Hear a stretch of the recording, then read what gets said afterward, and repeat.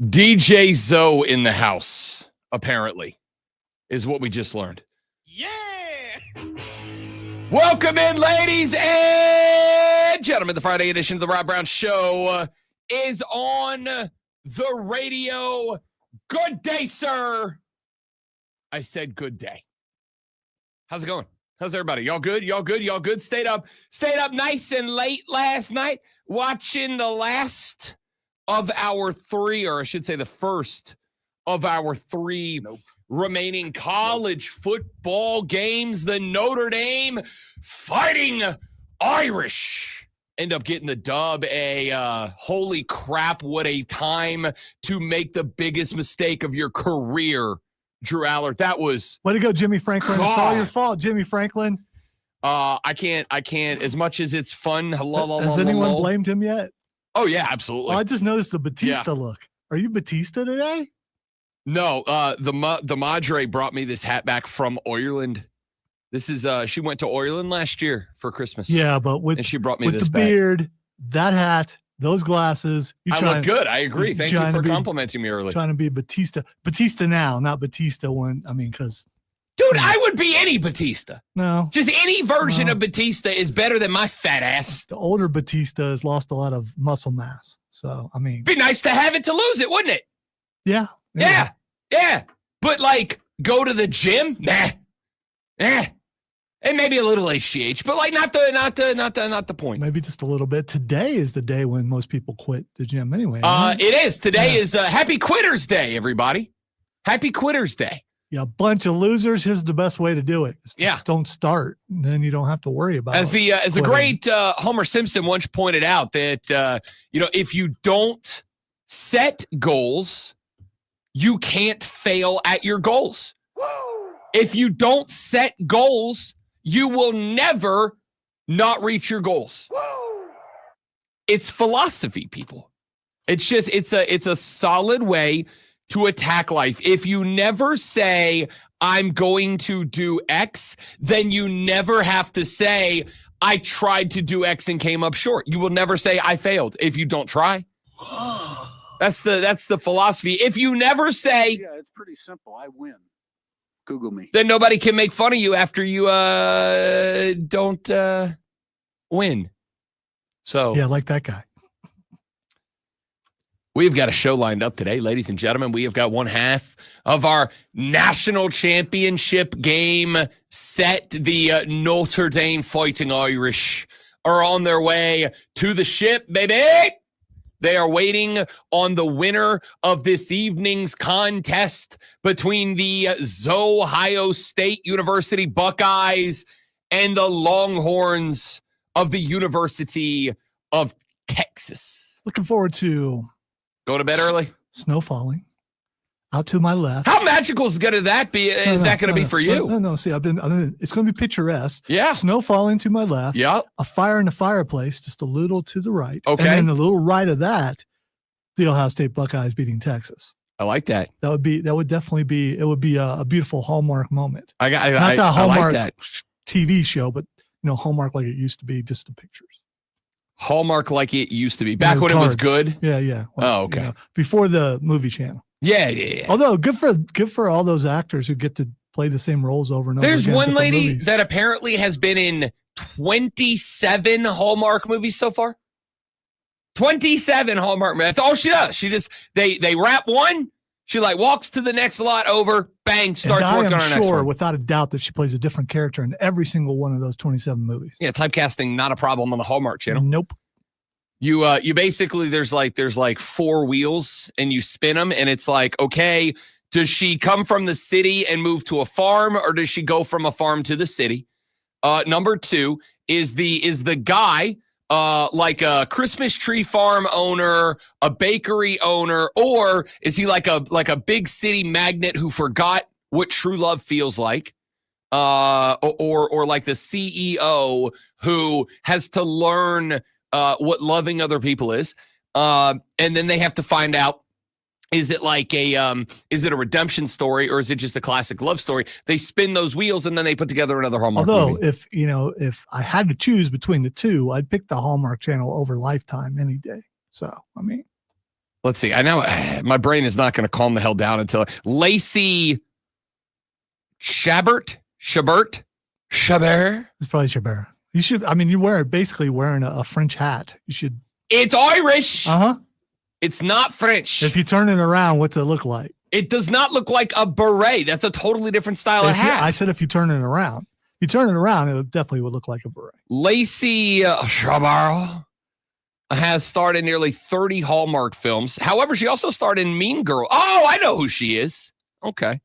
Cameron Candace Burr. Yeah, she's been in a handful, but she left in 2022 to join Great American Media. Okay. I don't know what that is. I got to guess, but I don't know what it is. Yeah, your guess is probably right. Yeah, it probably is. Yeah, it is. Probably is. All right, we got a lot we got to get to on the radio program today. Glad you're all here. Let's have some fun on a Friday. Got to get down on Friday. One of my favorite things I'm looking forward to getting to later on in the show. Did you see the very awkward interaction on College Game Day between and I know it's been a couple of weeks now, but there's a reason I bring it up now. The awkward game day interaction before the Notre Dame, speak of the devil, Indiana game between Nick Saban and comedian Shane Gillis. Did that make your social media circle at all? If I recall, I think I saw it live. So, yeah. Yeah, or did you watch it live? Effectively, Shane Gillis lobbed a bomb in the spirit of a joke at Nick Saban. Nick didn't like it too much. And Shane Gillis yesterday went on or at least the first that I've seen, responded to that interaction, and it's freaking hilarious. So now we have some background. I doubt it because from what I've seen, he's not very funny. So Shane Gillis, yeah, he and Nate Bargatze are my two favorite comedians going right now. Yeah, I mean, I would like you. I mean, if you want to do it, you don't have to find the funniest bit he's ever done and prove to me he's funny. To me, I am putting at the top of the list Shane Gillis's story about taking a tour of Mount Vernon during COVID, which is hilarious. I will say this. Shane Gillis has a style of comedy of which a large portion of it is very, I'll say, off color, and much of it would be considered not politically correct. And we all know Lonzo's a big politically correct guy over here. Very woke, Lonzo is. Mm-hmm. So could his routine be said in the office and it not be a surprise? Not at all. Not at all, but neither could George Carlin's or Dave Chappelle's I was saying our office. No, not at all. No, like you and me? Me and you and Chris are in there. And you and Chris start having a conversation. Could you have the kind of conversation that he does in his comedy act? No, but here's what I'll say. I think that Shane Gillis falls in a group. Here we go, another stand-up comedy discussion. I love these. Andrew Dice Clay-esque? No, he's not. He's not like angry. He dabbles in. So, for instance, I'll say Andrew Dice Clay wasn't angry. He was just what? Are you kidding me? He was not angry. I don't think you know who Andrew Dice Clay is. Are you thinking of Sam Kinison? Now, that was angry. Andrew Dice Clay, not angry on stage. He was kind of like a New York Flatbush, kind of wearing his leather stuff. Not angry. Delivery never angry. I don't think you know what angry is. Could not disagree with you more. No, I think you equate loud with angry. I'm a quiet angry. He's not angry. Okay. Andrew Dice Clay was never angry. Whatever. The point here is when it comes to Shane Gillis, Shane Gillis is the proof that, like, you better put your money where your mouth is. So for instance, Shane Gillis decide whether it's appropriate or not. Shane Gillis has multiple jokes about his interaction with kids who have Down syndrome. But Shane Gillis is very involved in philanthropy for people with Down syndrome. He coaches basketball teams for children with Down syndrome. He has family members who have Down syndrome. He's very active in that community, but then he takes those experiences and he crafts them into jokes. And at that point, you can go, okay, if this guy's going to laugh about it, we're okay. I'll give you the perfect example to me. The perfect example to me is this, and this is one I approach with some level of trepidation, but I also think it's part of the conversation. I'll give you the example. If I'm standing around in the mall and some guy is making jokes about cancer, that guy's probably going to catch some heat, right? There's somebody going to walk up to the big guy like, hey, you insensitive jackass. But for me, I lost my father to cancer. I have multiple family members right now that are fighting cancer, and it's not going great. To me, dealing with the harshness of life, comedy's how I do that. Humor is how I do that. I have made plenty of cancer jokes in my lifetime. Does that mean I'm support cancer? No, I despise it. It took my father when I was 25 years of age. It's sickening to me. I do philanthropy for cancer all the time. I donate to cancer research whenever there's any sort of event in the area to raise money for cancer awareness, research, prevention, etc. I participate in whatever capacity I can. But yes, I make some pretty dark jokes around the office that if somebody just walked up to me and said it, I'd probably wail on them. But I'll make it because it has impacted me personally and directly, and that's how I deal with that. That's kind of what Shane Gillis is, somebody who is directly impacted by this, and he goes off. And I will also acknowledge that. Shane Beamer has a very, not Shane Beamer. I mean, maybe, I don't know. I haven't hung out with him that much. He's a friend of the show. Shane Gillis has a very frat boy approach to comedy, right? It's very frat house humor, and that's not for everybody. But I would also make the point that who's the most highly paid podcaster in the game right now? Pat McAfee. Is Pat McAfee's pod any more than the boys hanging out at the frat house talking sports? No, not at all. Not at all. But it's the most listened to, engaged with, and highest paid podcast in America. I think and this is fun for me as a sports guy, I think we've kind of hit this point where a lot of us go, and I think you and I are beneficiaries of this, although to a less degree because we are on radio and can't go full tilt in that direction. I think you and I have benefited from the fact that a lot of people have circled around to, you know what? I don't have to be buttoned up, serious, locked out all the time. It's okay to crack a dirty joke every now and then. It's okay to have a little fun and be goofy and go off the beaten path as long as I'm being myself. And I think Shane Gillis is kind of at the spear of that when it comes to stand-up comedy. I think he's one of the most unique guys out there. And it's not saying you have to go that direction. Again, you know who the highest grossing stand-up comedian of 2024 was? Nate Bargatze, a guy who does not curse at all, does nothing but clean, either one line or story-driven comedy. And I love Nate Bargatze. That dude kills me. He was also on College Game Day. A lot less I don't know. I didn't want to say controversial because I don't think Shane Gillis is controversial. It may not be your cup of tea, and that's okay. Because it is, again, it's very juvenile, toned down, frat style humor. But I also think a lot of us have come around to like whatever you like. Have fun. Anyway, the point of all of that was that Shane Gillis and Nick Saban had a very awkward interaction on College Game Day. And Gillis sat down yesterday on a podcast and told his side of the story from behind the scenes. And I think it's freaking hilarious.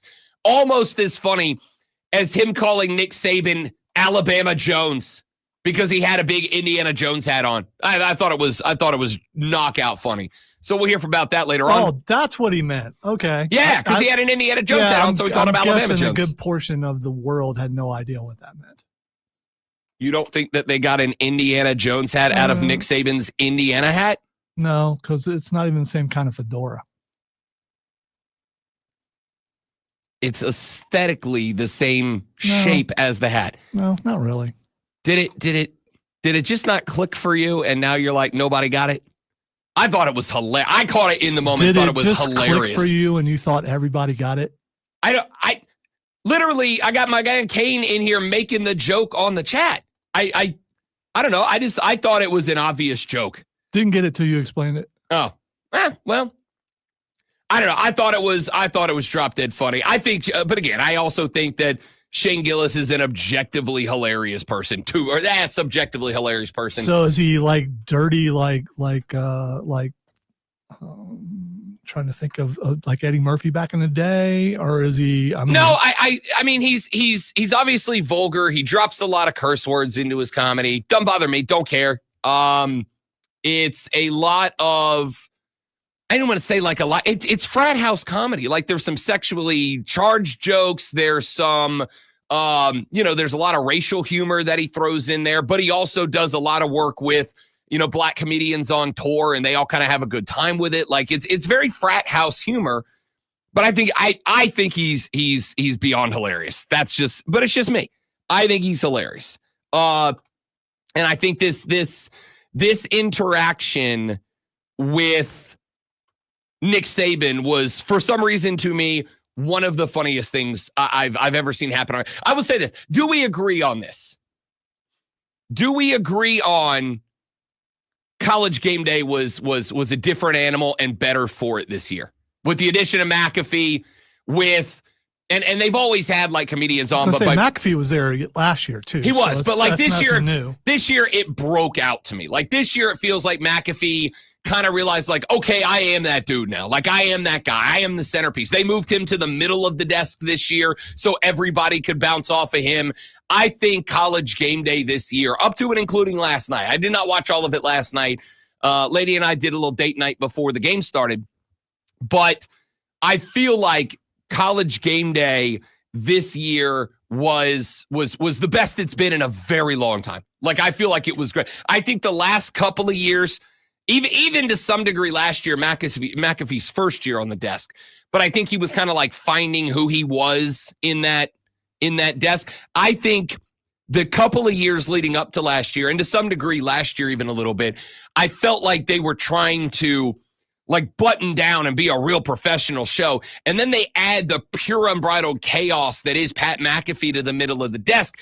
And this year, College Game Day became something that my wife would wake up and put on TV. She doesn't care about College Game Day. She cares about the Gamecock game and nothing else, but she would wake up to put that on. So about how many people turned away because of it. I mean, I'm sure there was a few. I know you're talking about the people that you believe that got brought in. How many people left, and did it kind of equal out? And is it basically about the same? I'd be interested to see what the ratings look like this year. I have not seen them yet. But here's what I will say. I spent more time watching Big Noon Saturday, but there's an obvious reason. Yeah, but you're a Big Ten guy. No, I'm not. They played Ohio State games like almost every single week. You're an Ohio State guy, and Ohio State's in the Big Ten. So you would focus in on the channel that covers the Big Ten. Or whatever college team you root for, are you that conference guy? No. Okay. But I'm going to say you're going to go watch TV where the TV channel focuses on your team. That was my point. And that's it. Yeah. We agree. I don't know what we're fighting for. I agree. You're watching Fox. I'm not fighting. You are. You're watching Fox because Ohio State's primary focus is brought to you by Fox. I think that you won't watch Big Noon Saturday because Urban sucks, and I don't like it. No, that's why. I will also say 2 years ago, I watched a lot more Big Noon Kickoff and Big Ten. Then they put McAfee on the desk, and all of a sudden, Kirk and Reese and the boys felt a lot less. But I don't like button-down TV. I don't like button-down sports stuff. That's why I'm a big McAfee guy, and I don't really watch the rest of the. You mean you don't like buttoned up? Buttoned up, yes, correct. Okay, I don't like buttoned up sports. Okay. I don't like. All right, now let's take a look at the Ohio State game this weekend. Ohio State averaging 17.4. Can we have fun? Can we enjoy it? I think that to me is why Game Day had that resurgence this year, because now it's fun. When the boys stopped that game, and this one I think was from last year, but when the boys brought Game Day to a screeching halt because a stealth bomber flew over the desk, and they were all like, stealth bomber! Stealth bomber! And they I was like, yeah, me too. Me too. That's me too. It also scared them. There's they all turned into children being. By the way, stealth bombers. They're awesome. They're really cool. They're great. They used to fly them every now and then. One would come by Eglin, and the world would stop to watch it. That's what I'm saying. Me too. When the Let a Naysayer Know last year was one of the funniest things that's ever happened on television. I'm still laughing at that. Every time I see it, I still laugh at it. Game Day has had a resurgence because of Pat McAfee that I am full subscribed to. All right, we'll talk a lot of college football this morning on the Rob Brown Show in the Fan Upstate.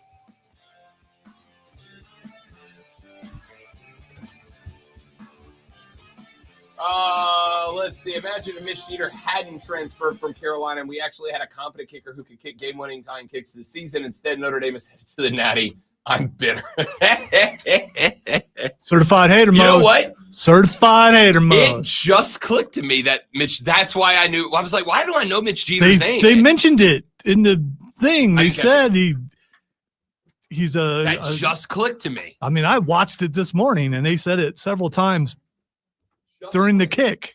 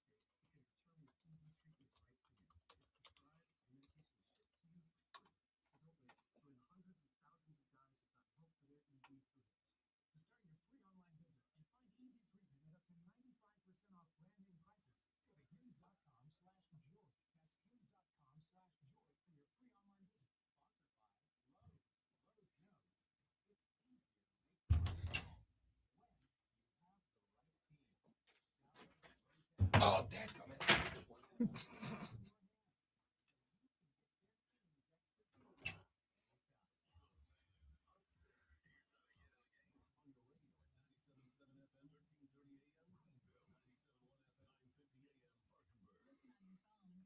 I done broke him.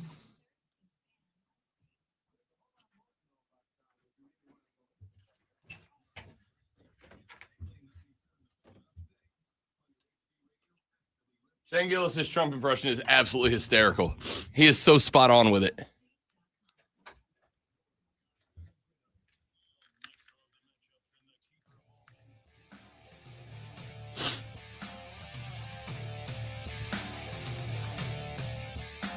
So Drew Aller throws a critical interception with about a minute left to play in that game. Notre Dame able to bleed the clock down to inside 10 seconds.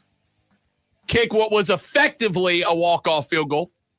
Penn State did have the opportunity to run one more play, and while trying to run the old lateral Ruski, just winged the ball about 5 yards out of bounds. Oops, my bad.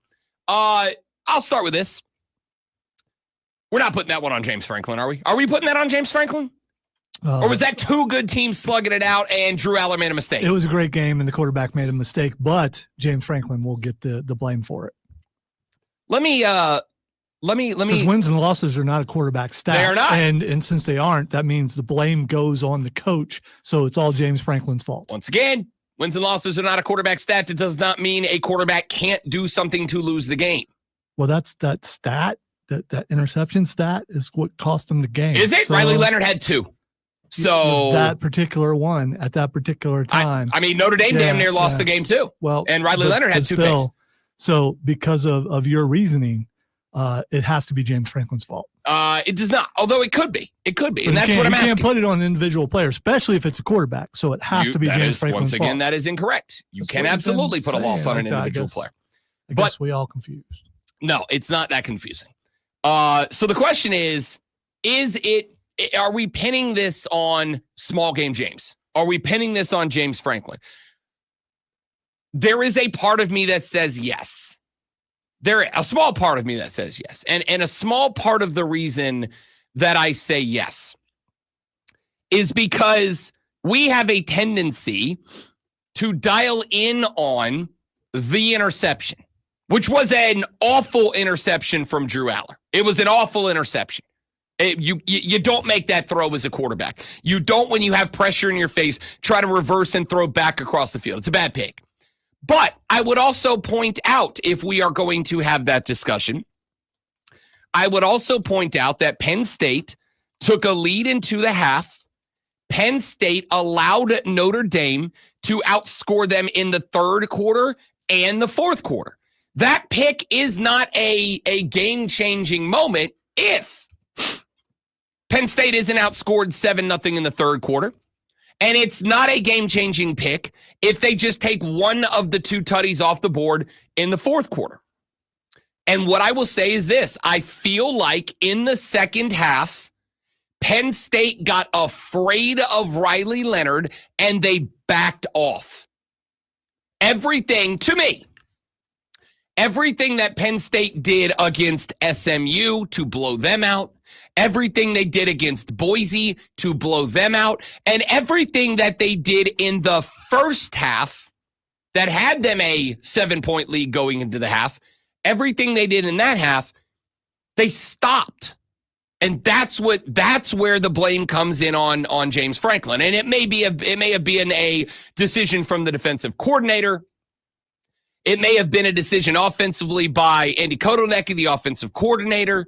I don't know, but I do know that if it's any coaching decision, it's going to ultimately fall on James Franklin. That's how the coaching pyramid works. So for me, I do think to some degree I am hanging this on James Franklin. And I'm saying that because what Penn State did in the first game against SMU, in the second game against Boise State, and in the first half against Notre Dame, to me, they stopped doing in the second half against Notre Dame. What they did against Boise State was put the ears back and go, if y'all beat us, it's going to be because dudes outside of Kevin Jennings make plays. If y'all beat us, it's going to be because somebody else steps up around him. In game number 2, they said, we're taking Ashton Jeanty away from you, Boise State. We believe he is your team. And we're going to take him away from you.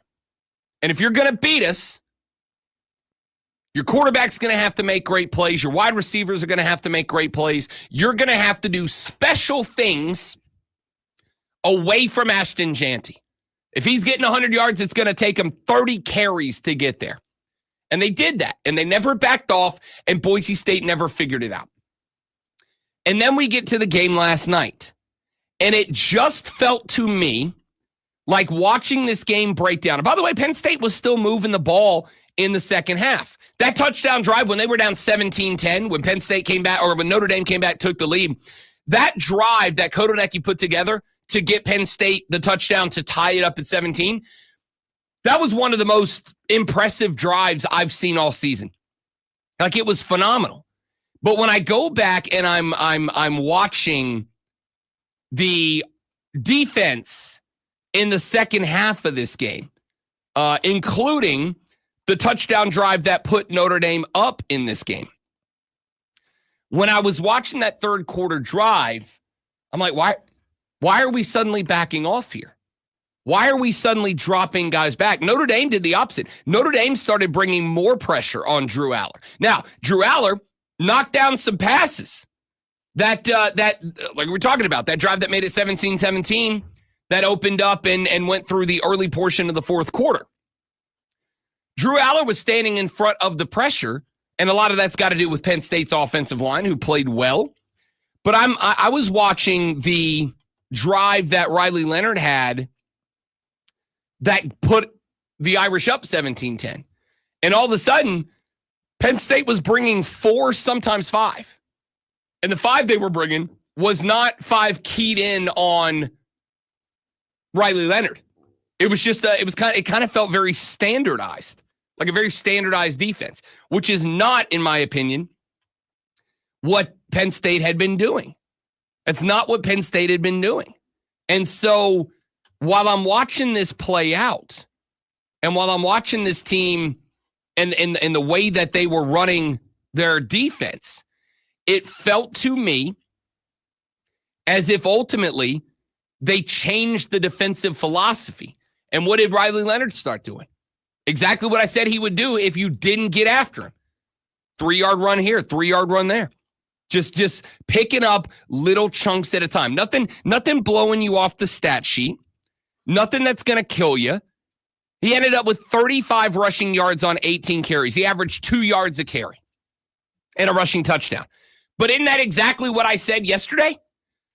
That if Penn State changed its defensive philosophy, if Penn State stopped attacking Riley Leonard the way they attacked Kevin Jennings, the way they attacked Ashton Jeanty, if they stopped attacking Riley Leonard and they pulled back, even if they brought 5, if that 5 was not bring 5 but key it on Riley Leonard, right?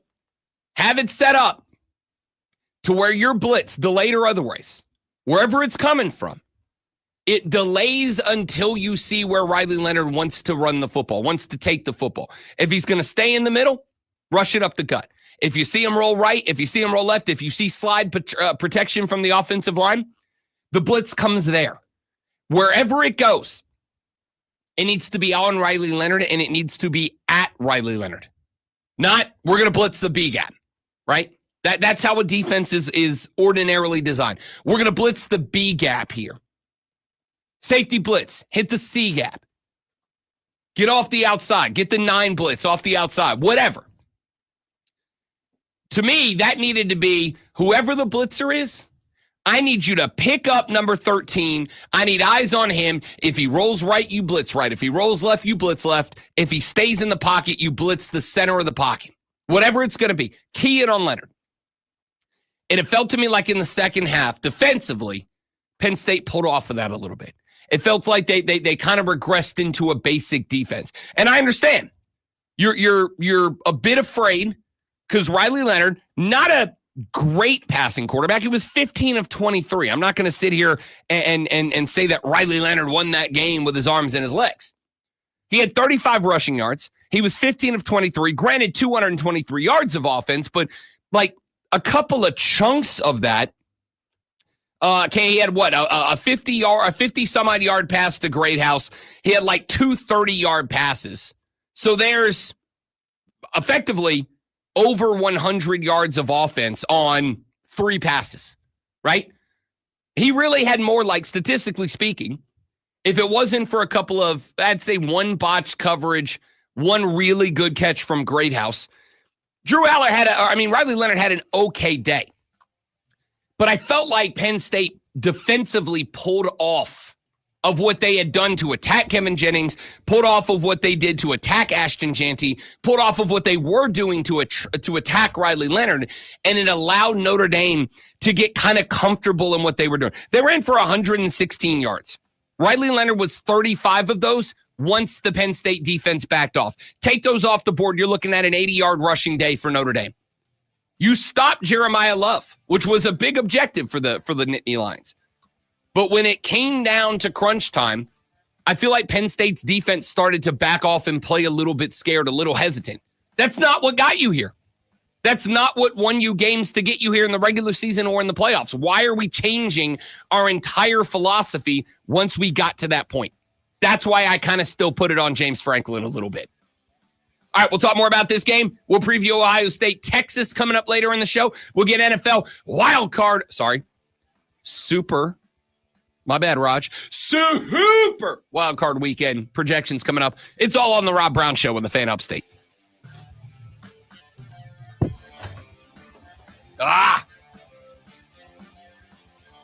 You ever had like a loogie that sticks in the back of your throat and it won't go away? It just hangs out there? Yes. That's happening right now. It happens like for an entire season.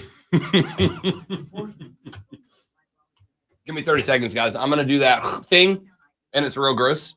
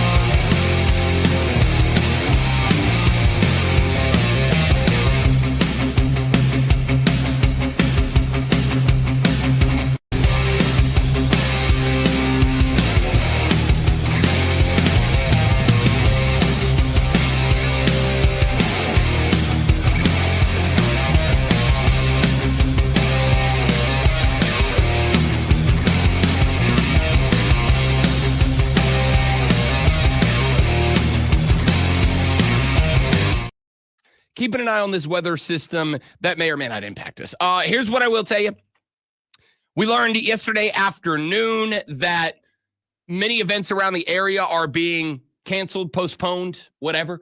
The Greenville Swamp Rabbits home games tonight and tomorrow are both being postponed and moved till later in the season. They will still play, as of right now, the Sunday afternoon game, but the Friday night game and the Saturday night game have been moved.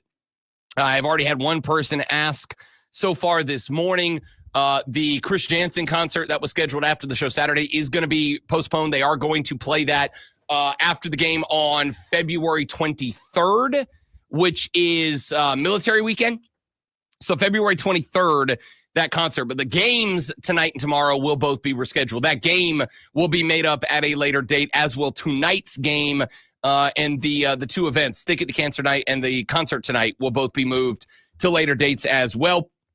We are keeping an eye on the county school systems and what they have decided to do over the next couple of days.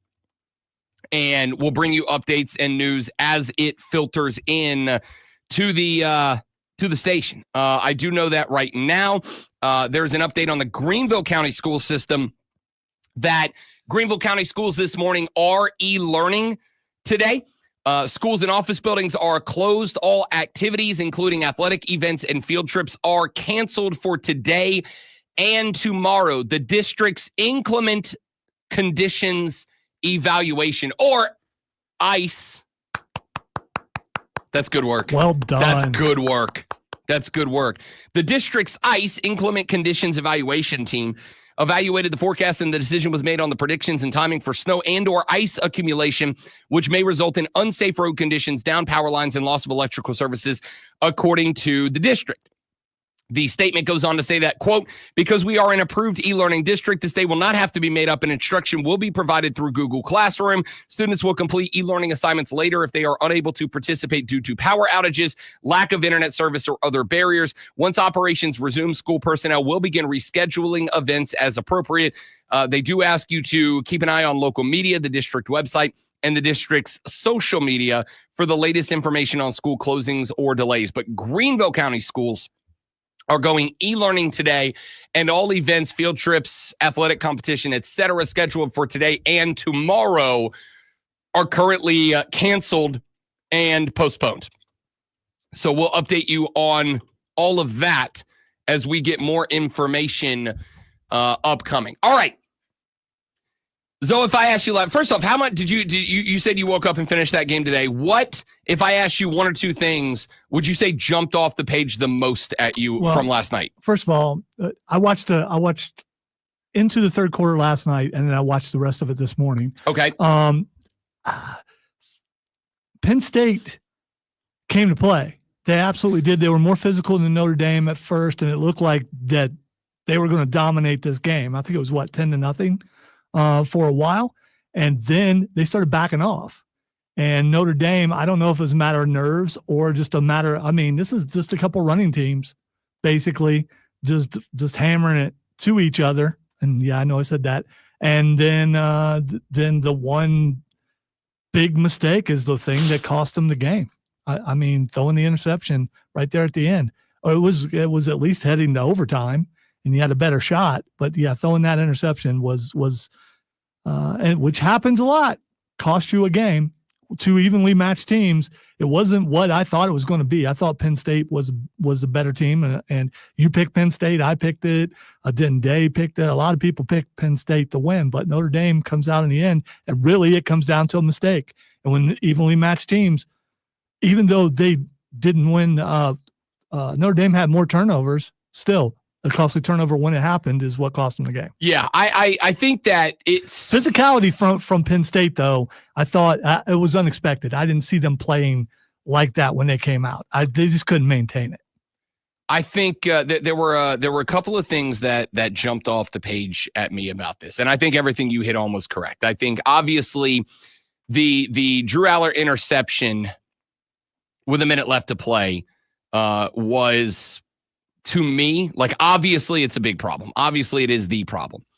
But I would also say that I think it is important to point out that Penn State at that point had, I don't want to say given the game away, but I think Penn State at that point had opened the, let's rephrase that.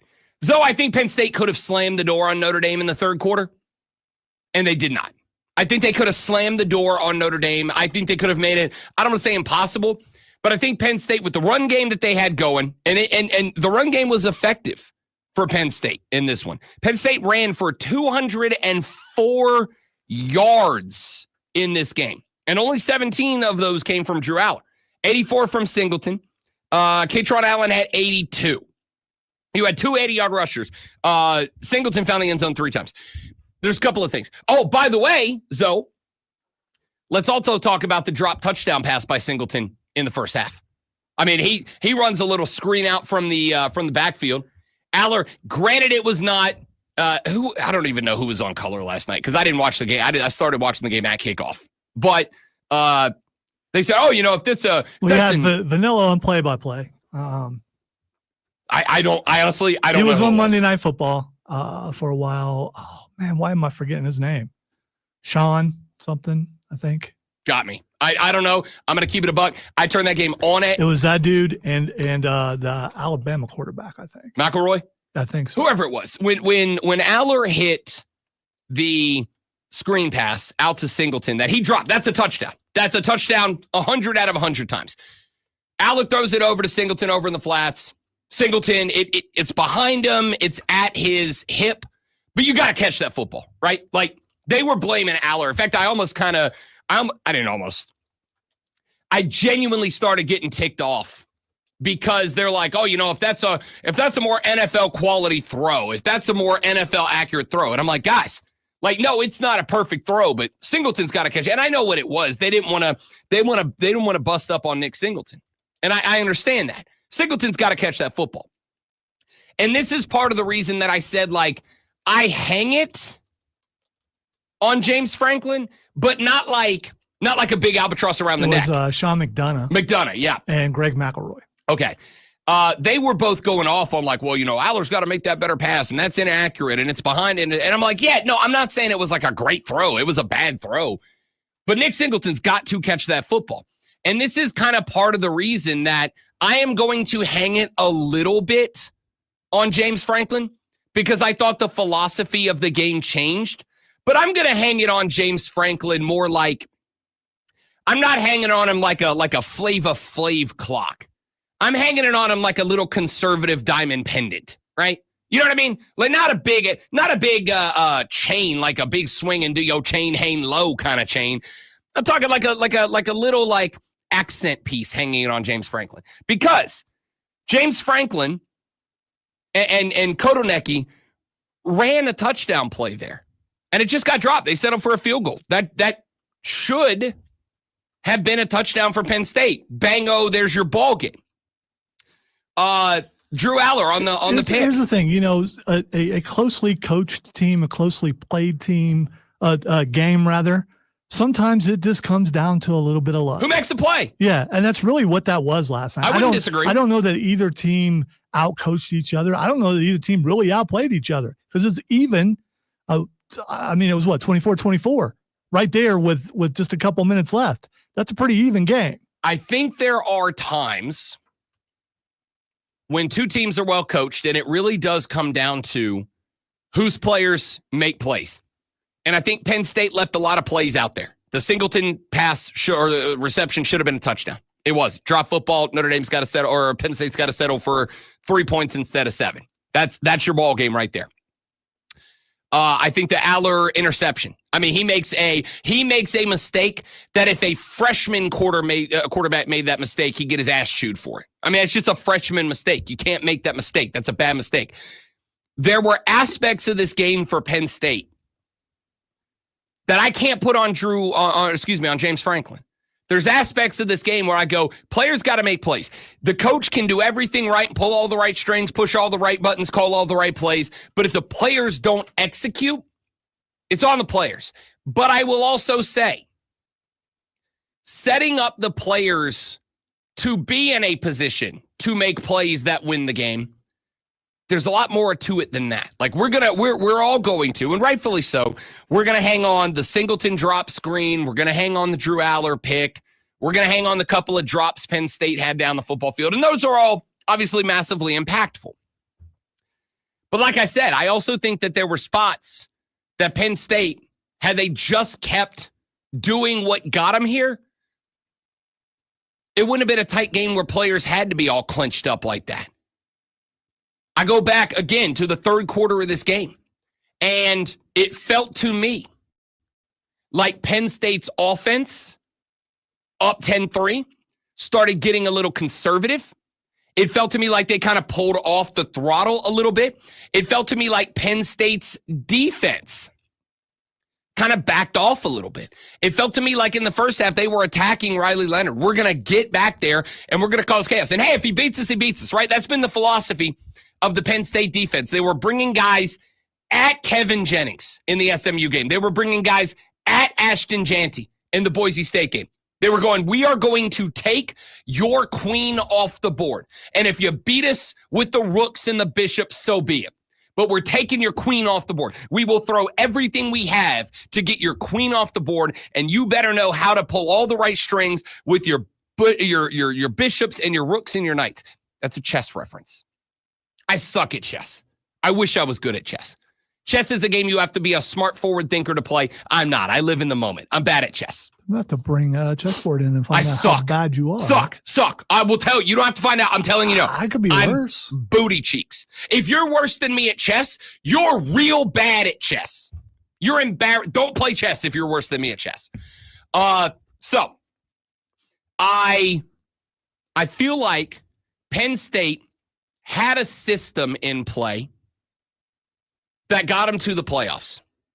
I feel like Penn State had a system in play that got them a beatdown of SMU and a beatdown of Boise State. And let's not point out, and I do think it is fair to bring up in this conversation that, and we've talked about this, Penn State arguably had the easiest path to the semifinal of any team in the bracket. Was there anybody who had an easier path to the semifinal than Penn State? I would say no. With respect to SMU, who I do think deserved to be there. With respect to Boise State, who I do think deserved to be there. I also think that in the grand scheme of things, depending on where you put Clemson going into this, and I would say I got to put Clemson at least ahead of SMU. They beat them head-to-head. I would say at the very best, you had out of 12 teams 10 and 12. Maybe 11 and 12. Would Clemson have beat Boise State? I'm going to tell you this. The answer to me is I don't think so. Respectfully to Clemson, you gave up to, how many yards did they give up to Texas rushing? 292? You think Ashton Jeanty is not going to slice that defense up? 292, and Texas rushed for, what was it, 53 yards the next week? Yeah, I think Ashton Jeanty would have sliced up. So let's say in the bracket, teams 10 and 12. That's about as easy as it could have gotten for Penn State. But they went up against two playoff teams. They got aggressive. They attacked. They said, we're taking your playmakers away. And then in the second half, in the third quarter of last night, I feel like they pulled off of that. And so when they pulled off of that and they said, you know what, we are going to back off Riley Leonard. We believe that we can just play regular base defense and beat you. And it turns out you couldn't. And so what ended up happening was, because they did that, Notre Dame puts up a touchdown in the third. Now it's a tied football game. Because they did that, Notre Dame scores early in the fourth. Now it's a 17-10 football game. The whole momentum changed when the philosophy of Penn State's defense changed. And what happens in this spot is we are all going to dial in on the Aller interception. It's a bad pick. It's a freshman level mental mistake. I'm not taking that off the board. I am not saying that we should not pin this on Drew Aller. That's a mistake. That's a bad mistake he can't make in that spot. But I would also say in that spot, because Penn State changed their defense, Notre Dame ran up 14 points to take the lead. If Notre Dame doesn't run up 14 points to take the lead and Drew Aller gets the ball back in that spot, what's Penn State doing? Run the damn football. And if Penn State's in a position at that point to just turn around, stick it into the gut of Nick Singleton, and say, go get me 8 yards, go get us a first down, we win the game. Now we're not talking about a Drew Aller pick because Drew Aller's not throwing the ball. So, yes, it was a bad mistake from Drew Aller. But to me, the mistake was set up by Penn State's defense getting cautious, getting conservative, not attacking, and allowing Notre Dame to rack up 14 points to create a world in which Drew Aller's got to do something with the football late in the fourth quarter instead of Penn State having a 7-point lead because they stayed aggressive. They did what got them there. As the old expression goes, dance with the girl that brought you. Penn State started dancing with a different girl, and it bit them in the ass squarely. And it created a situation in which Drew Aller had the football in a tie game with a minute left instead of having the football up 7 with a minute left and just needing to bleed the clock off. Then he doesn't have to throw. Then there's no pick. Then Penn State wins. Texter said 50 minutes of what Penn State didn't do. How about what Notre Dame did, what it took to win? How about Notre Dame highlights instead of the PSU lowlights? Give me a superlative about Notre Dame. What did Notre Dame do excellently last night? They stuck it out. They made halftime adjustments and were able to come out and they scored before the half. They got the ball back, and in the second half, were able to drive down the field and score and tie the game. I agree. So they were able to do everything they needed to do to win the game. But again, for the record, Texter. And in the end, caught an interception that helped them get their kicker in position to win the game. I agree. It's a gut check performance. They found the mistake. They took advantage. Here's what I will say. 0 touchdowns in the first half. Penn State's defensive philosophy shifts. You scored all your points in the second. Respectfully to Notre Dame, which is a good team. I like Marcus Freeman. It's a national championship caliber team. I don't think they're beating Ohio State. I don't think Texas is beating Ohio State. We'll come to that in the second half. I think you took advantage of what Penn State failed to do. I don't think Notre Dame took this game from Penn State. I think Penn State gave this game to Notre Dame. We'll talk more about that in the next hour of the show after Lonzo seduces you seductively with this Sports Flash. A little redundant. I mean, that's double seduction. You got to pay extra for that, I hear. Monday's wildcard playoff matchup between the Minnesota Vikings and LA Rams will take place in Glendale, Arizona, out of concern for public safety due to raging wildfires.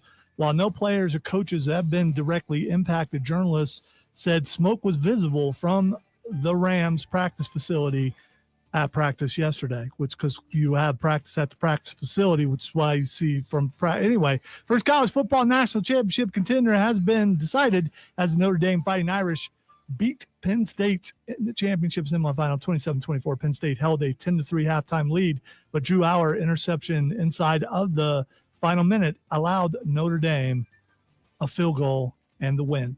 All right, tune in Monday at 6:30 as Furman game against Wofford has been moved to Monday at 6:30 due to possibilities of weather. You can hear that right here on the Fan Upstate.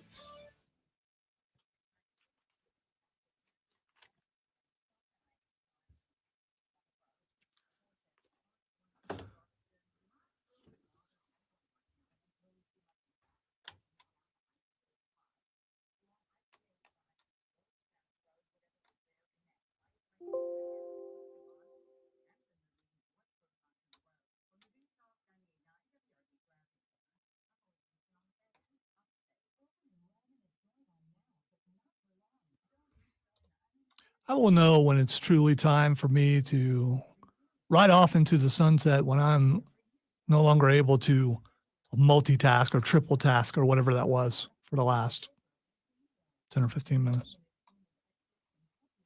Still got it, man. Still got it.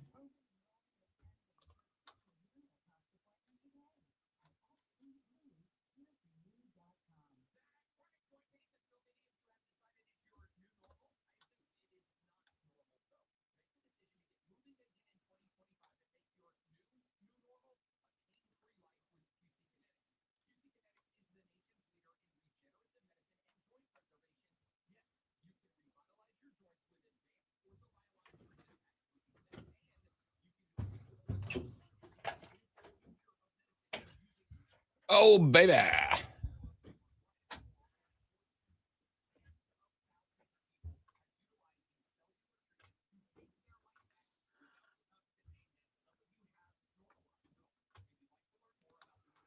surprised that we don't have any weather alerts. Yeah, I haven't seen anything. I keep looking, and looking at the at our weatherology thing. Weatherology. Yeah. As it is well known. It does, and maybe I should insert the winter storm warning in, but it's not flashing, so I don't know if I may start sticking it in.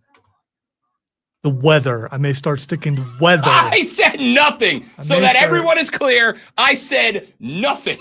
I didn't even look up. I didn't make a face. I was locked in down here. I said nothing.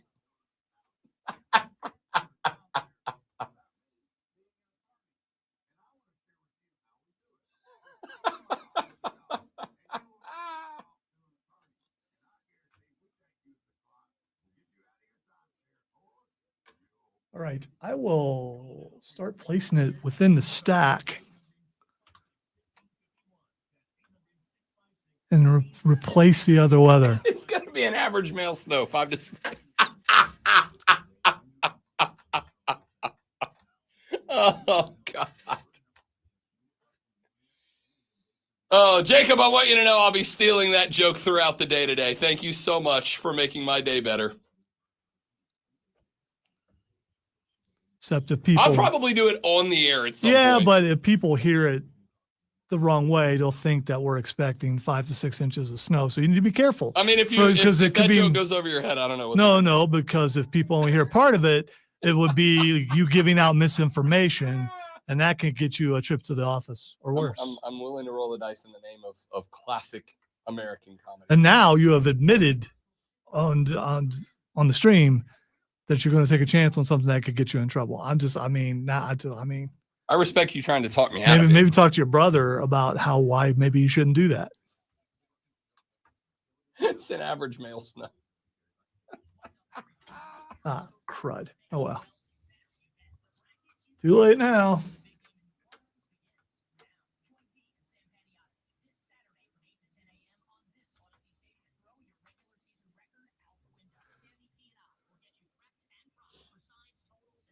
Does it, Jacob? Look at mine.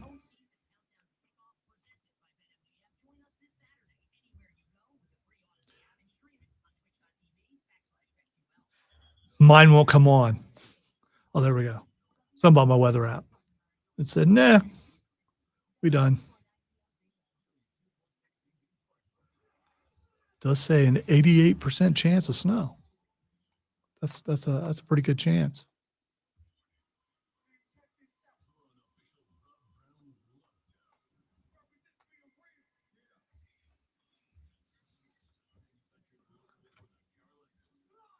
According to my weather app in Greenville, it will start snowing at 1 p.m.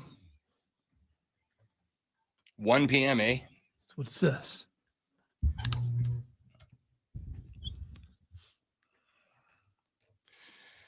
Our numero dos of the Rob Brown Show goes now, ladies and gentlemen. Welcome back. Rob Brown, the great one, Lonzo with you this and every weekday morning from 6 until 10 a.m. live and in living color. Today's color, scarlet and gray for the great one. As his team, the Ohio State University Buckeyes this evening, square up and show down with Quinn Ewers, Steve Sarkisian, and the Texas Longhorns.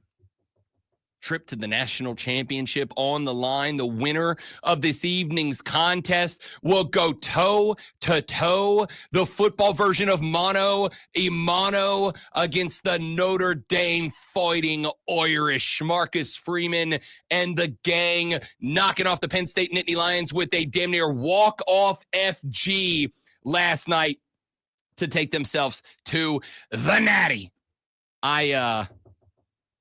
We'll talk about the game. We'll X's and O's. We'll scheme this thing out for you later in the show, Zoe, but Buckeyes to cover. That's the pick early. Is that but cover, but win?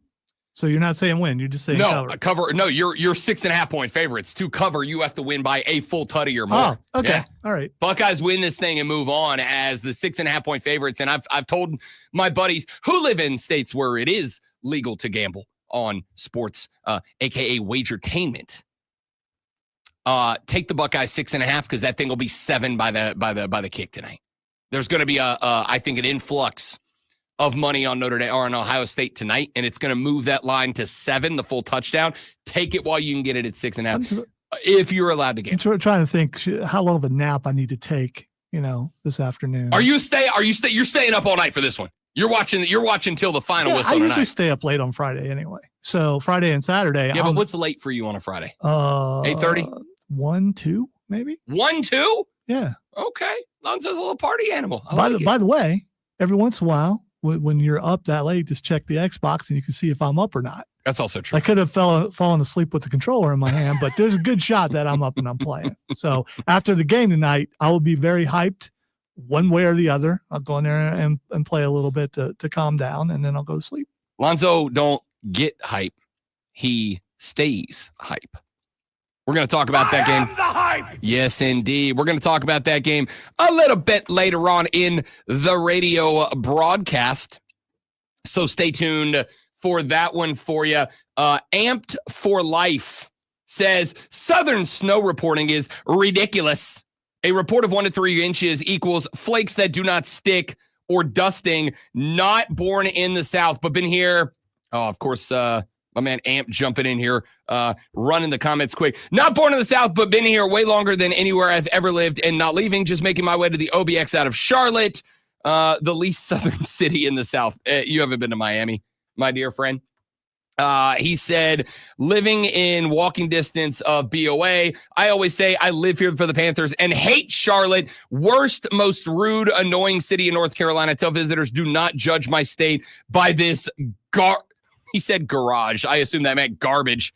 But I like just calling North Carolina a garage at this point. Here's what I'll say, Amped for Life. The last 2 days have been absolutely hilarious to me. And it's been hilarious to me because everyone I know that has moved here from the north are like, you bunch of pansies. Like, stop acting like it's the day after tomorrow. Maybe relax. It's 1 to 3 inches. And all my people from here are like, dog, bread and milk. Get the bread and milk. Everybody get the bread and milk.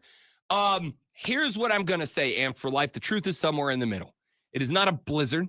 It is not something that is going to cause mass chaos and pandemonium. However, I have spoken with people who do this for a living. And what I've been told is because we had a number of consecutive days where it was very cold outside, even 1 inch will stick to the ground because the ground temperature is cold. And if it sticks to the ground and we get more than an inch or two, that's when it starts compacting on itself and forming ice, which is where the danger comes from. But there is also the concern that ice accumulation from it being cold and there being snow on power lines, on trees, etc. When you compound that with many trees that are still damaged, but not all the way down from Hurricane Helene a couple of months ago, there is the possibility of trees and power lines coming down because already damaged trees and infrastructure having the weight of ice piled on top of it may pull some stuff down, which is where the thought of power outages and all that may come from. So here's what I'll say. Don't freak out, but be prepared, be ready, have your contingency plan just in case if the power goes out, have a generator, have somewhere that you can go, maybe a neighbor's house, whatever, have a place ready in case it happens, but also don't go out there and panic buy all the bread so nobody else gets any. So here's the problem, and maybe the best thing to do is this afternoon, just go out and look up in the sky, because the problem is in this area, they get really excited when snow happens. And I've lived here now over half my life. They get really excited when there's a possibility of snow. They get wrong a lot. I'm not saying they're going to get it wrong today, but just a few degrees and it's just rain. So it's usually, I play it by ear. It's good to be prepared, but I wouldn't be shocked if it's rain. We'll see. We will. We'll see. This afternoon, we'll see if I look out and hopefully I'll be at home by then. Maybe. I don't know. But if not, if we look out and we see the flakes falling, I will tell you that a lot of places are closed today, and the roads this morning were not nearly as busy coming into work as they normally are. It was definitely, yeah, for sure. For sure. I was running about 15 late for work today, and 15 late usually means I get hit with the train, which I did. Had to wait for the train, which may be 5 more minutes late. Had to wait for the train, but then ordinarily what it means is there's a solid amount of traffic around 5 o'clock. I assume people who are headed to 6 o'clock jobs. There was nobody this morning. It was dead out there today, which cool, good with me. But just be careful out there today as we watch this weather pattern continue to develop throughout the day until we figure out whatever's going to happen. Lonzo said that his apps are telling him snow potentially around 1 o'clock is when it could theoretically start. But I was told yesterday that if it's going to snow, it will more likely be in the late afternoon hours because, the temperature's got to drop. When it's the middle of the day, the full sun's out and heating those clouds from above, then it kind of sometimes can melt the snow as it's falling. It'll likely be later in the day before it happens. But we'll see. We'll see how it plays out moving forward. All right. It is 7:09. You got about 50 minutes and a half before you got to get to work, walk down the hallway, take that break. You know what I mean? It's a snow day. Even if it doesn't snow, it's a snow day. Go to work, take that break, tell the boss man, hey, I'm here if you need me, but I'm talking sports. And if you're going to talk sports, you need this. Are you ready for the playbook of the peculiar, the almanac of the absurd, and the encyclopedia of the extraordinary? Well, you better be, because we're diving headfirst into the 3 top stories that will have your coworkers saying, Friday, gotta get down on Friday. No. Here we go. Welcome to the water cooler cheat sheet on the Fan Upstate. Here we go. The water cooler cheat sheet, the top 3 sports stories that you need to know before you get to the office or not. It's a snow day. Take the day off. You have my permission. When you do, this is what you'll be talking about. Let's dive right in. Item numero uno.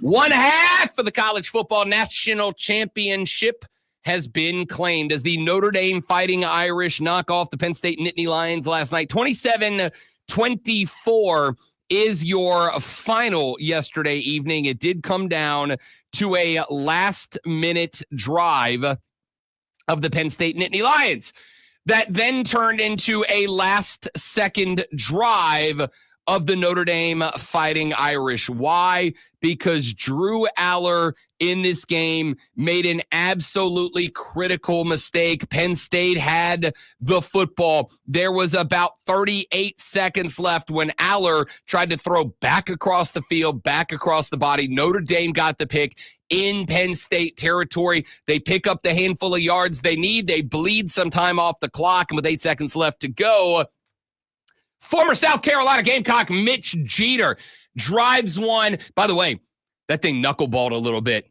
I tensed up a little bit, boys. Not going to lie. I stayed up late to watch this game. He hit that thing. It started drifting right, and I was like, oh, no. And then it just kind of cut back to the left, snuck inside the upright. The Irish claim the first of the 2 national championship spots with that 27-24 win. Texture said, just now turning on the show, boys. Talk about Mitch Jeter, transfer kicker from South Carolina. We would have been 11-1 if he stayed at Carolina, in my humble opinion. Thank you for the donation. Oh, excuse me. Another texture said, walk-off field goal from Notre Dame from who?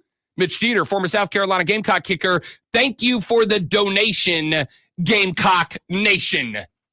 Yep, former Gamecock gets the basically walk-off field goal for the Fighting Irish. We'll talk more about this game. I've already broken it down back in the first hour. If you want to go back and listen to that, go to thefanupstate.com. When the show's over, you can go listen to the podcast version of Hour 1, where we broke that game down extensively. We'll do so again later, as well as give you our picks, predictions, prognostications, and projections for this evening's matchup between the Buckeyes of Ohio State and the Longhorns of the University of Texas. Let's move on to item number 2. It is NFL Super Wild Card Weekend going down, and we do have news. The game between the Rams and the Vikings has been moved. The NFL made the announcement last night that the decision to move the game to Glendale, Arizona. They'll be playing at State Farm Stadium, the home of the Cardinals. The game was scheduled for Monday at 8 o'clock. The game will remain Monday night at 8 o'clock, but it will take place now in Glendale. The league said earlier in the week that Arizona was the contingency plan if Monday's game had to be moved. They did not move it on Wednesday. They moved it yesterday, in part because of, as I told you, it would likely be air quality conditions. The air quality was twice as bad as what is considered unhealthy in LA. And reporters at the Rams practice yesterday said that the fires were creeping closer to the point that smoke could be seen from the practice facility of the LA Rams. So between the air quality and the fact that smoke was within the area and creeping closer to SoFi Stadium out of public safety concerns, the NFL has moved this game to Glendale, Arizona. The teams are on their way there. They will have a couple of practices. The LA Chargers are in the playoffs, but they are on the road as a wild card team, so they weren't worried about it unless they make it to the AFC title game as the highest remaining seed, which is unlikely. The Chargers don't have anything to worry about. The Rams are the home team still in this playoff game, but they will not be at home as they've got to go to Glendale due to fire concerns. Let's move on to item number 3. You ever been scrolling through the news, great one, and you read a headline and then you scroll and then your brain goes, wait, what? But am I okay? And then you have to scroll back up to the headline that you scrolled past down because you're like, your brain is like, I'm having an issue here. Yeah, that didn't make sense. The worst part about that is when you go back and then you click on the article and it's just clickbait. But yeah. This one's not. Georgia quarterback Carson Beck has entered the NCAA transfer portal. I was scrolling Twitter yesterday afternoon, had to run a couple of errands, had to go visit some family. It's family now. That's just how I say it now. Family. Had to go visit some family. And I'll tell you how this happened. I left a facility out. I had to go visit some family, and I was on the drive home. And I got stopped at a red light on Wade Hampton Boulevard, down close to where I live. So I get stopped at a red light, and my phone is hooked to my car.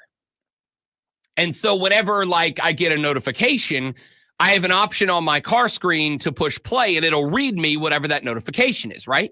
And so I'm sitting at the red light, and I have my phone set up to where when I'm driving, it only sends me high priority alerts, right? If my wife or my mother texts me, it'll tell me. If anybody else texts me, it won't tell me until I stop the car.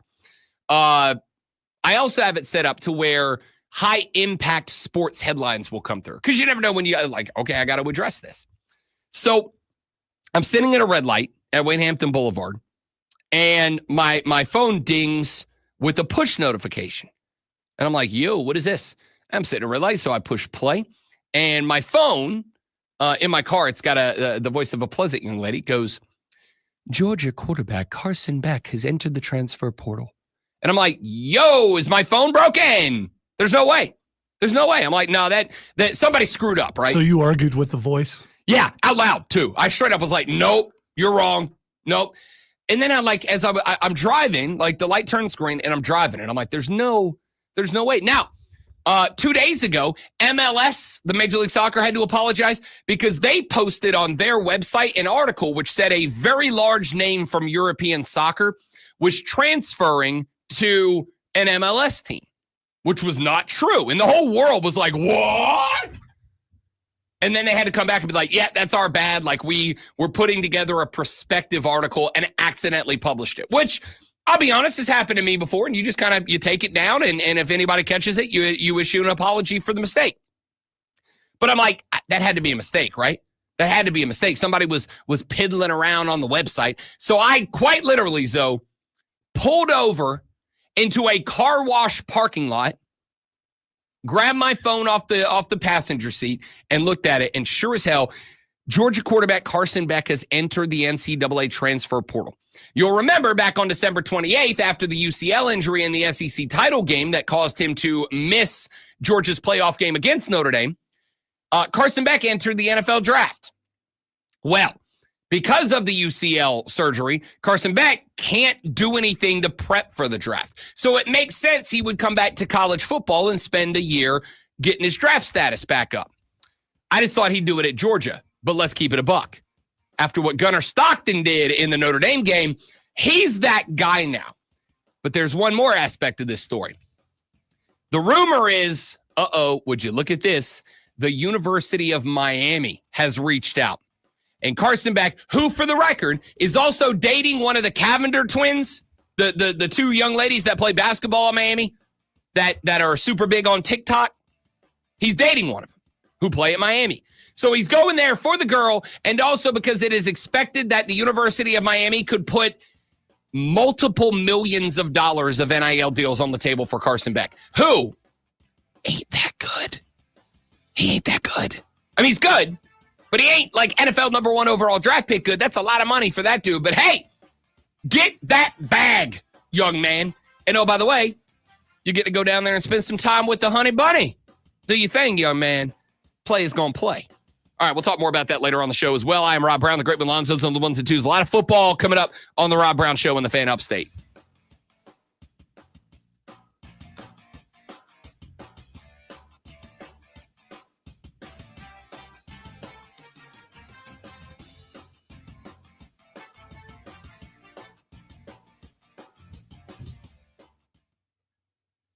You don't want to sign for the Panthers? I don't know. I don't know if I'm ready to go that far. I don't think Eddie Pinheiro is a bad kicker. I don't think he's got the length of some guys. But here's the thing: do you think Mitch Jeter has? We're at the point now.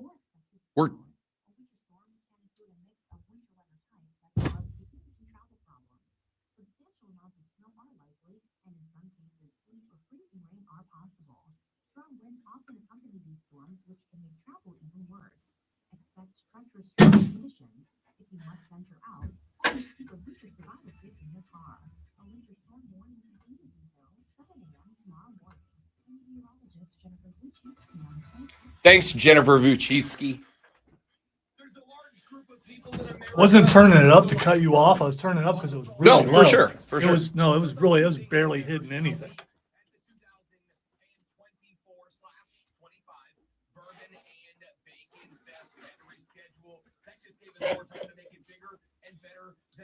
Boss make $1, I make a dime. That's why I bleep on company time.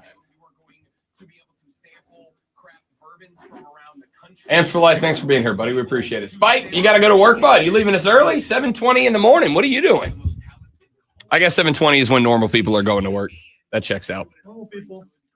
Normies. 8 to 5. All right, give me 45 seconds, guys.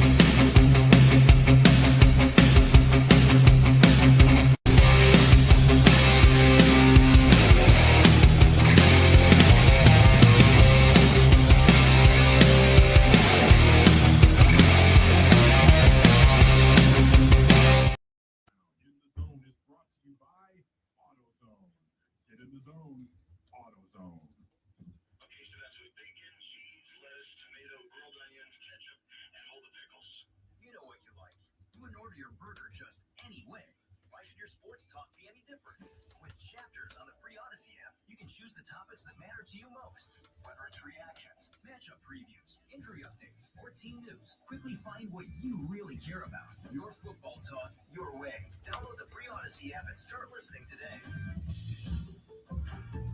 Sponsored by Lowe's. Lowe's knows it's easier to make the right calls when you have the right team.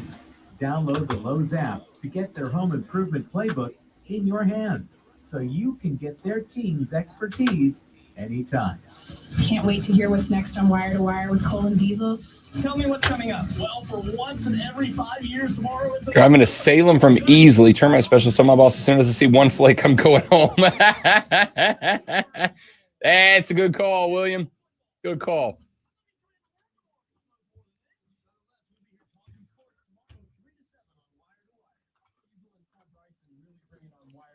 Turn it on and leave it on. afternoons 3 to 7 on the Fan Up. Right when Cole coming to work, he's got a truck that requires a ladder to get into.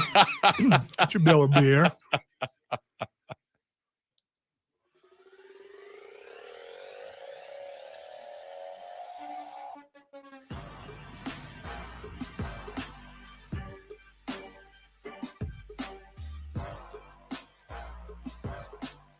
The Rod Brown Show back on your radio. It's the Fan Upstate. Rob Brown, the great one, Alonzo with you here on a Friday. Got to get down on Friday morning.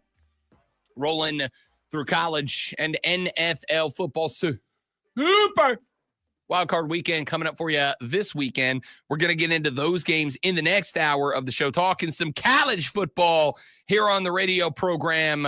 This portion of the show.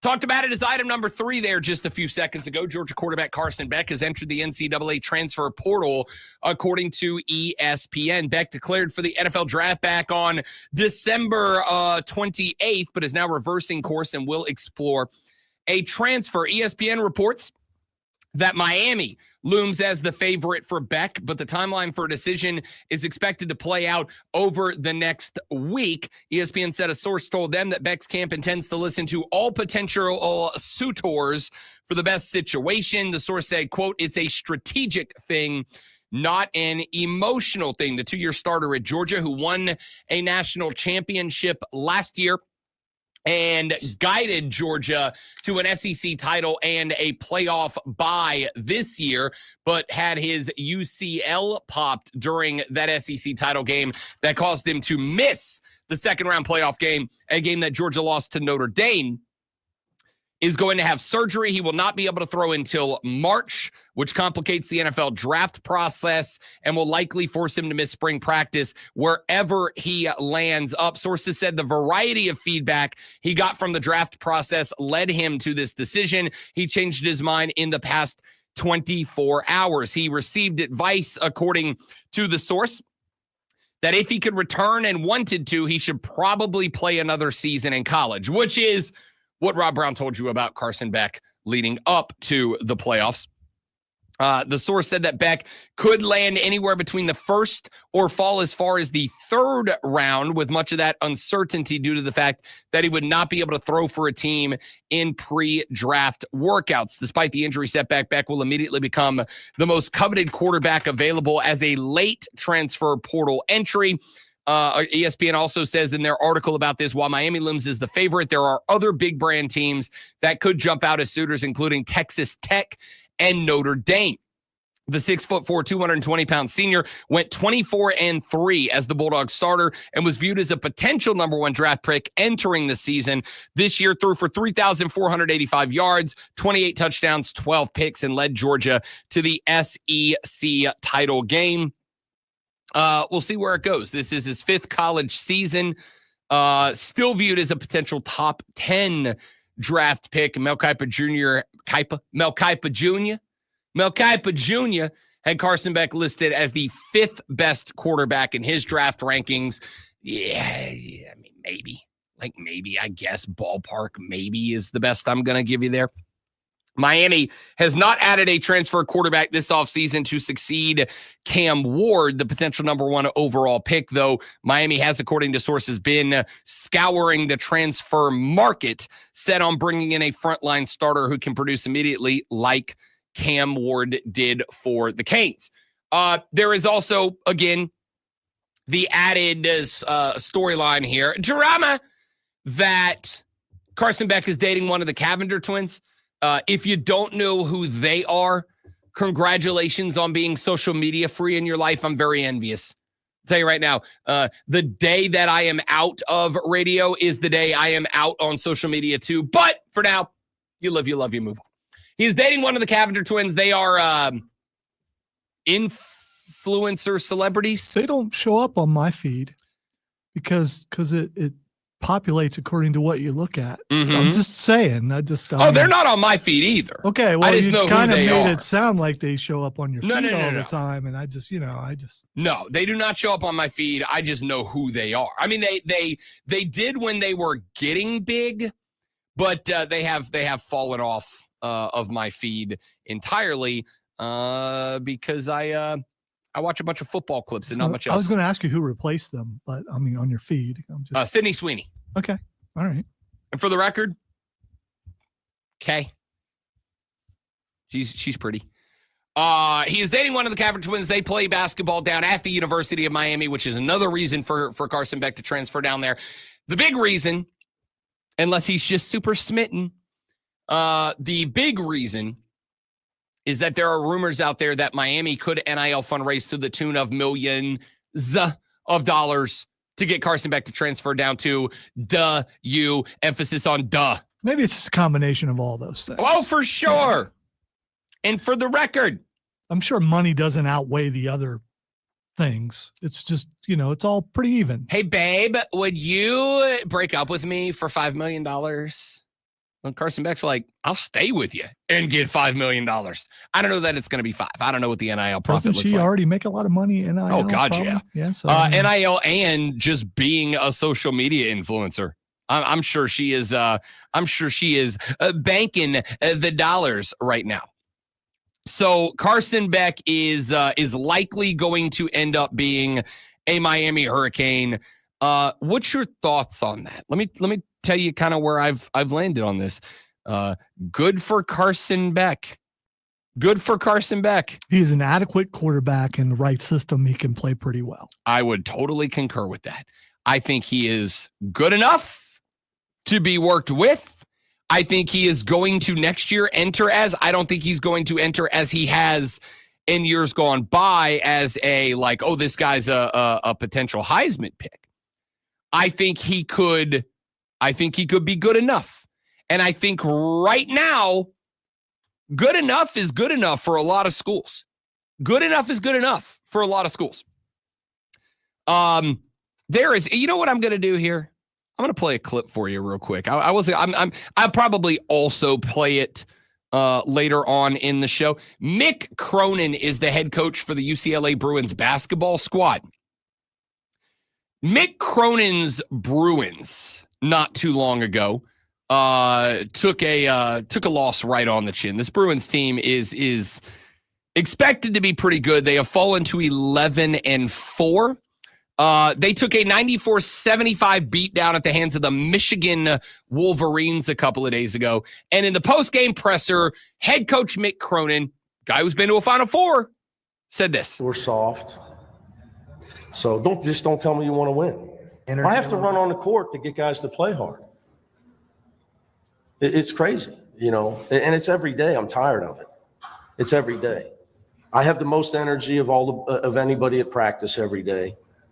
I'm upset with everybody in that locker room, my assistant coaches and my players. I mean, I don't need to do anything else. I almost got 500 wins. I'm only 53. You think I'm coaching the Lakers? I mean, it's a joke. What the truth of it is, Ben, it's really hard to coach people that are delusional. The hungry dog gets the bone. We got guys that think they're way better than they are. They're nice kids. They're completely delusional about who they are. And the team that's mind is on the right stuff and hungry to get a win in conference play is the team that's probably going to win. He doesn't sound happy at all. SAWFT. That's what I heard. So that's what I heard. I mean, that's literally what he said. He said we're soft. I will say a couple of things. Number one, for the record, I like Mick Cronin. You know what I don't like? I don't like people who say it's everyone's fault but mine. That's what I don't like. I don't like people who work within an organization, whether they are the manager or the low man on the totem pole. I do not like people who go, yeah, it's everybody's fault but mine. I got more intensity. I got this. I got that. I got this. Unless you're Kobe freaking Bryant. I don't want to hear it from you. You're part of an organization. You're part of a team. It is your job, coach, to motivate. And if you have put together a team full of athletes who can't be motivated, that's on you, dog. That's literally your job description. Now, why are you bringing up Mick Cronin in this Carson Beck story? Because already I got people that are piling on right now. Oh, this guy. No loyalty. No loyalty. My man, he won a natty for you. He set you up to go win another one this year. The dude bought in. Do you know why Carson Beck's leaving? Money's probably a part of the reason.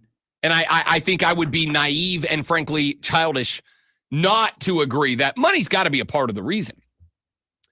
I'll give you another reason I think that my boy is stepping out of UGA. I think he's stepping out of UGA because of the fact that we all, Lonzo, you and I, have talked about this. What Gunnar Stockton did for that team in the SEC championship game against Texas in the second half, what Gunnar Stockton did for this team in the Notre Dame game, a game that Georgia was very much in until they weren't. Any of us think for a second Gunnar Stockton isn't the guy Kirby Smart wants to start next year? After what Carson Beck was okay this year, was good. Yeah, was a call made to Carson Beck, or did he watch the game and go, yeah, I got to go somewhere else? I mean, how could you not have, right? How could you not have? I mean, he practices with the guys, so he already knew how good he was, but he hadn't seen him in that kind of game situation, and he definitely showed out. So. Yeah, I would think if you're Carson Beck, you look at this and you go, unless, and there is one way that this could have been fixed, which is Kirby Smart gets on the horn with Carson Beck, and he goes, my guy, if you come back, you're the starter next year. And maybe Carson Beck goes, good enough for me. It ain't like Georgia ain't got NIL money. I drive back to Florida a couple of times a year. Dog, I pass billboards all the way through Georgia of different companies that have Georgia Bulldogs up on the billboard repping a brand. Bob's Used Cars. And here's a big picture of, whatever football player they got up there. It ain't like Georgia ain't got NIL money. Okay? My bet is Kirby Smart never made the call and said, hey, Carson Beck, I'm staying loyal to you. You're my starter. You run it back next year, you're that guy. You are the man if you come back. It is all about you. My bet is Kirby Smart said, we don't guarantee anybody anything. Nobody's guaranteed anything around here in Athens, Georgia. And Carson Beck went, word. All right, good with me. I'll go somewhere where I am guaranteed something. And again, do you fault them for that? Because I don't. All right, we'll talk some more football when we come back. Let's look at Ohio State and Texas in the next segment of the Rob Brown Show on the Fan Upstate.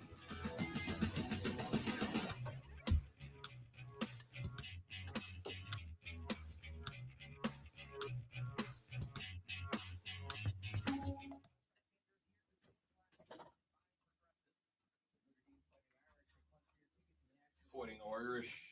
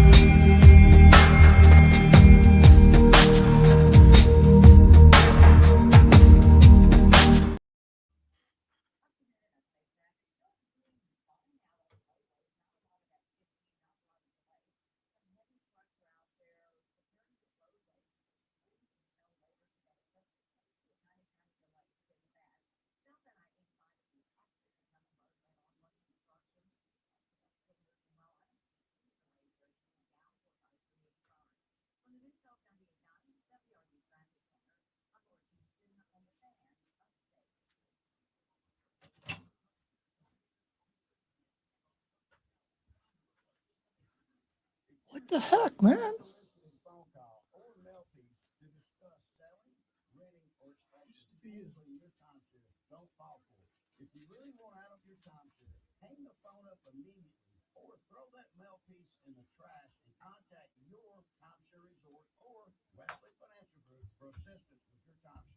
He said mail piece. He did. I heard that. Our knowledge, experience, and results has made Wesley a trusted resource for over 40,000 families we've helped get out of their timeshare. Give us a call, and I'll send you our timeshare exit information kit free with the straight facts about your timeshare and all of your options for cancellation. Call for your free info kit, 800-747-1515, 800-747-1515, 800-747-1515. It's time to discover the convenience and time savings of contact-free pickup with Ingles Curbside. Just visit shop.ingles-markets.com or download the app, and your Ingles personal shopper gets to work. No, Kane. I don't think Notre Dame would with one loss because of who that loss was to. Though I could be wrong.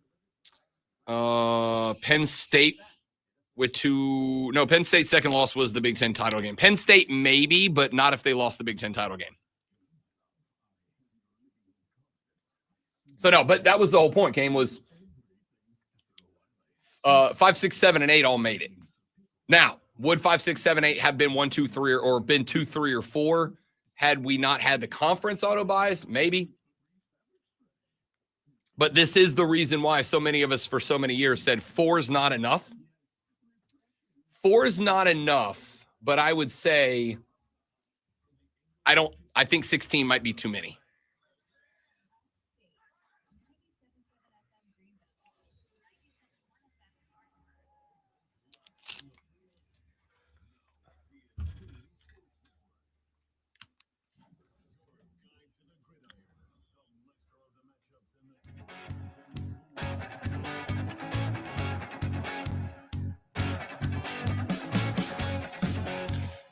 I want to play a clip for you real quick about Tom Fornelli of CBS Sports. We were talking quite a bit about the playoff format, and we were talking about the bye games, right? The teams that caught a bye. All 4 teams that caught a bye lost. And the popular take on this has been that the byes are bad. Right? Why would anybody want to buy? All 4 teams coming off the bye lost. Tom Fornelli yesterday, and I'm going to play this because I genuinely want your thought and reaction to this. I'm going to get Lazo's, you guys in the chat, facebook.com/thefanupstate, the Fan Upstate on YouTube, the Rob Brown Show on Facebook, YouTube, or Twitch. Come hang out with us, watch all 4 hours of the show live. Tom Fornelli had this thought on playoff buys. Just point out for everybody who wants to be like, all the teams with the buys lost, buys are bad. Again, 2 of the teams with buys were double-digit dogs. One of them took Texas to double overtime before losing. The other one was Boise State, a group of 5 school. One of them lost to Ohio State, who might win the whole damn thing and might beat everybody they play by at least 20 points the way that they're going. Right. And then tonight, the one that lost was with a backup quarterback making his first career start. There is absolutely no signal to the bye being a problem for any of these teams. So he says of the 4 teams that caught a bye, Boise State just wasn't that good. They just weren't in the mix with the big dogs. He points out that Arizona State lost, but it took them double overtime against Texas, the SEC runners up, to lose. He points out that Oregon lost, but Oregon lost to Ohio State, who right now feels like a wrecking ball in these playoffs. And the other bye was Georgia, who was playing with their backup quarterback. Honestly, Lonzo, I think Tom Fornelli has a bit of a point here. I think he's got a bit of a point. I think all of us reacted to the bye. I think all of us reacted to the bye and said, well, all 4 teams lost, therefore it must be bad. But I think if you really do look at them as 4 individual games in context, I think what he's saying makes sense. Arizona State caught a bye, yeah, but it took Texas, the SEC title holder, or SEC runners up, double overtime to beat them. And if you believe that it was a missed targeting call, Arizona State could have, should have won that game. Now we're 1-3. If Carson Beck plays for Georgia, I'm not saying Georgia beats Notre Dame, But they obviously have a better chance at beating Notre Dame. Now we're looking at 2-2 for the bye week teams. If Will Howard didn't step into a phone booth and come out wearing a cape and his underoos on the outside, that if Ohio State that played Michigan shows up, maybe Oregon wins. But Ohio State right now is not just odds-on favorite to win the Natty. Not beat Texas, to win the Natty right now. That team's a wrecking ball.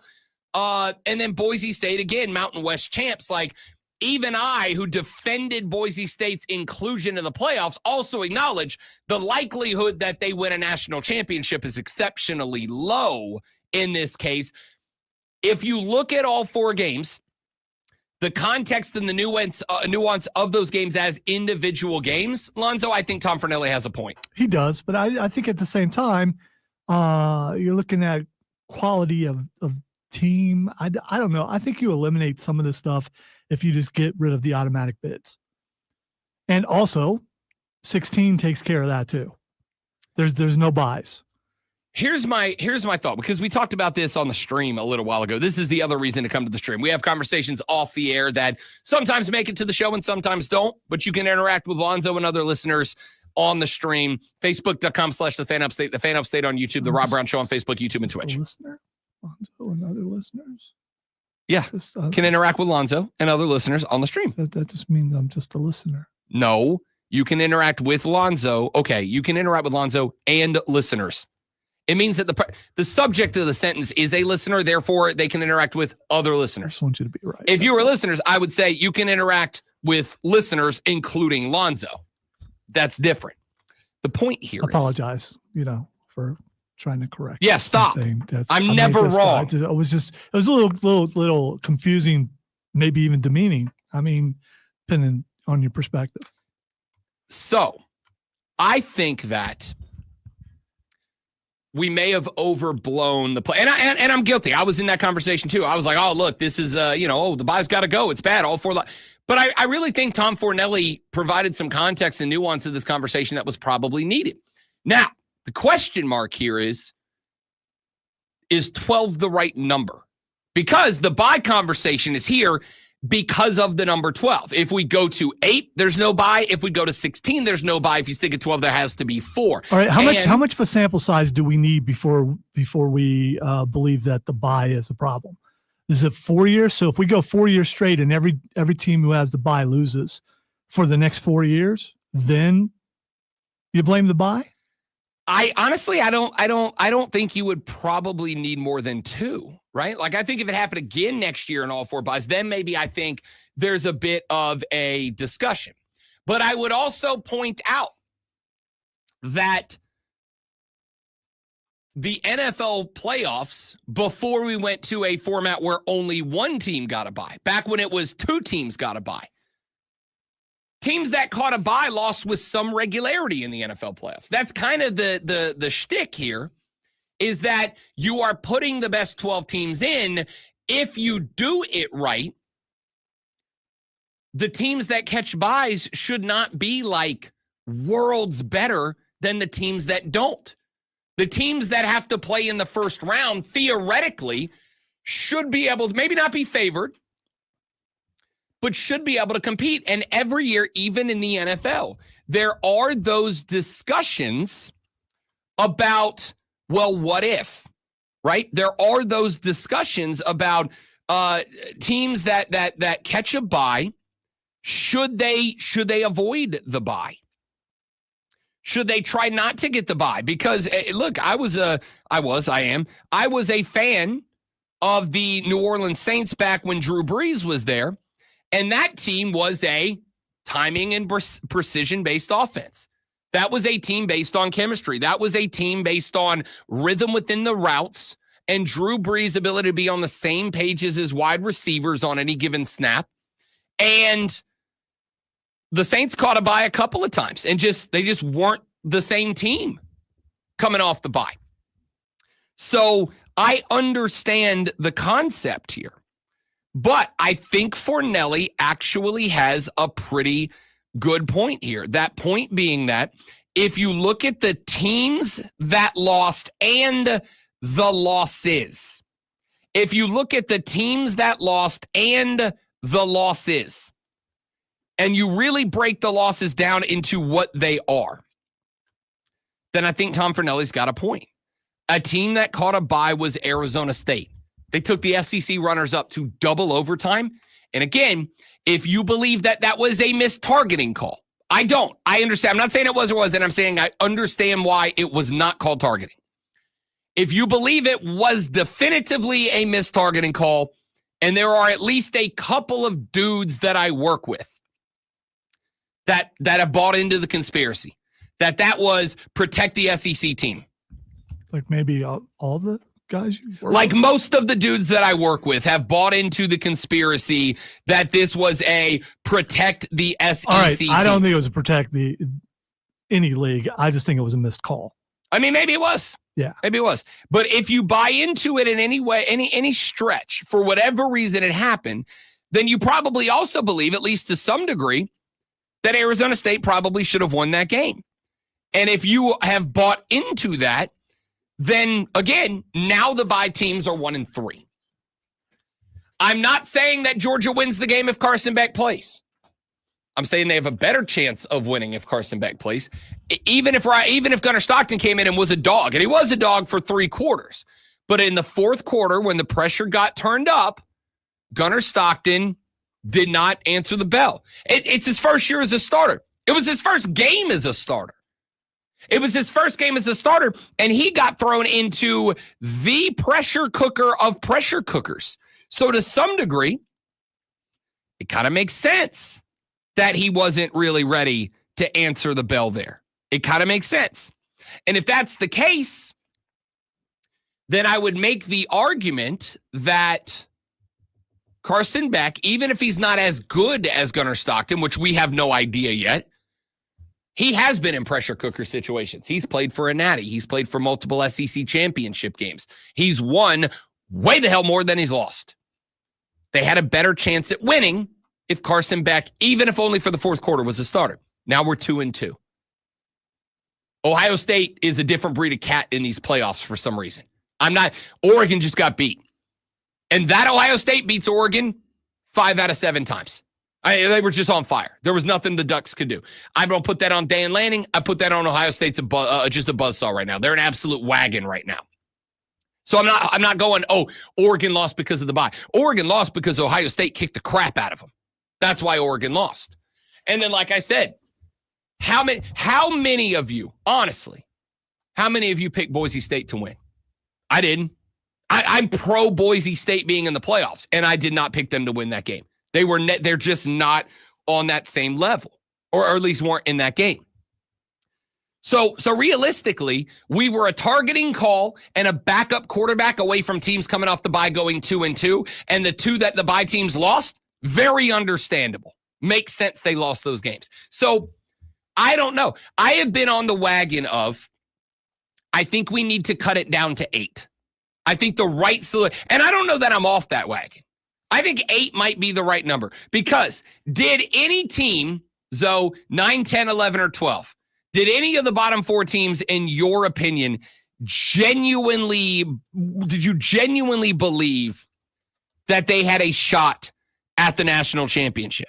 You had Tennessee, who got dog-walked in round 1, SMU, who got dog-walked in round 1, Clemson, who got dog-walked in round 1, and Indiana, who got dog-walked in round 1. Did any of those teams, and even if we flipped it up, we could say, okay, we go down to 8 teams like Boise State aren't getting an auto bye. Did Boise State have any chance of winning a natty? Probably not. No, because when there was a 4-team playoff, there's always that 4th team that was like Boise State. Yep. And they routinely got decimated. That people were so excited that they were in there, and they usually got destroyed. And I am one of them.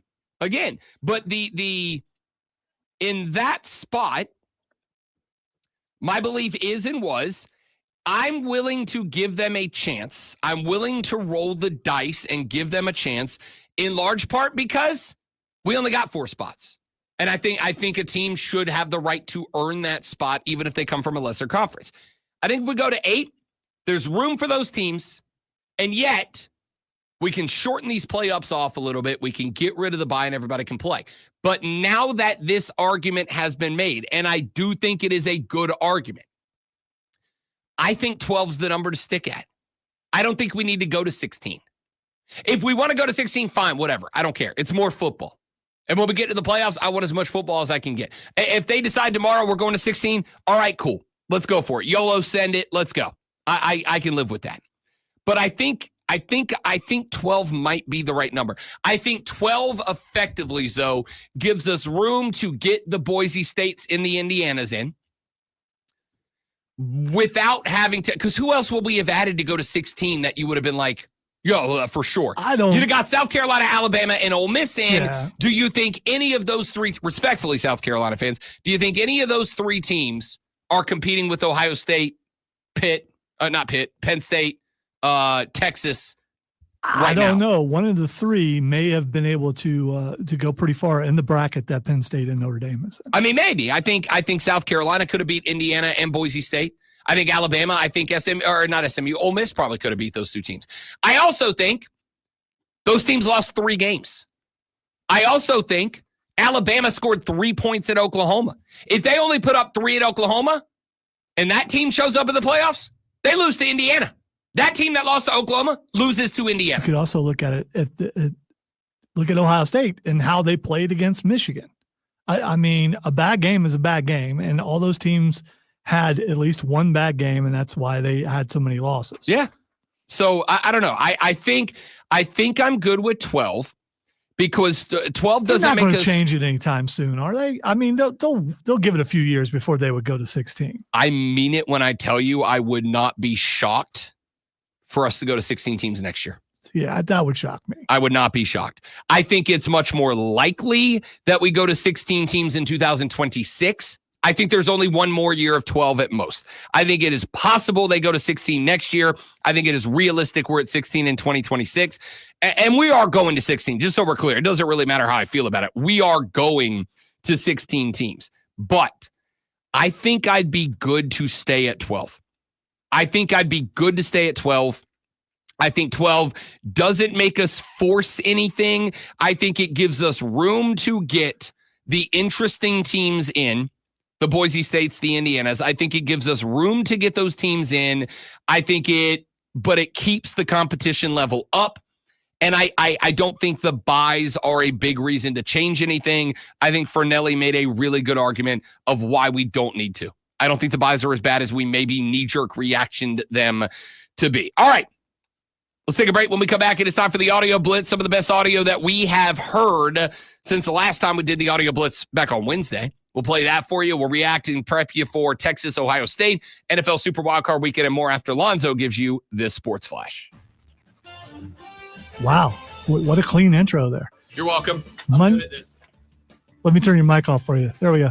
Monday's wildcard playoff matchup between the Minnesota Vikings and LA Rams will take place in Glendale, Arizona, out of concern for public safety due to raging wildfires. While no players or coaches have been directly impacted, journalists said smoke was visible from the Rams practice facility. The first college football national championship contender has been decided as the Notre Dame Fighting Irish beat Penn State in the championship semifinal 27-24. Penn State held a 10-3 halftime lead, but a Drew Auer interception inside the final minute allowed Notre Dame a field goal with less than 10 seconds left in the game to win the game and to move on to take on either Texas or Ohio State. That game plays tonight. Tune in Monday at 6:30 as the Furman Paladins take on the Wofford Terriers. It's Furman versus Wofford right here on the Fan, upstate.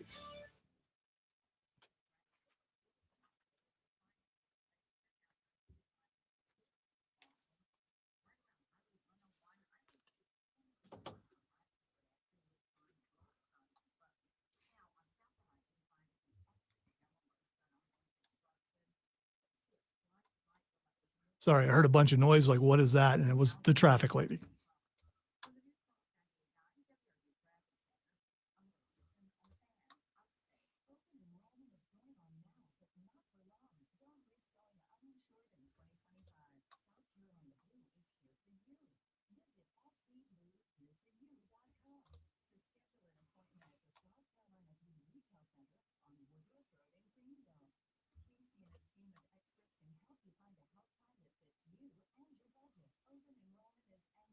Okay. My mom said my smart mouth will get me in trouble someday. Still might.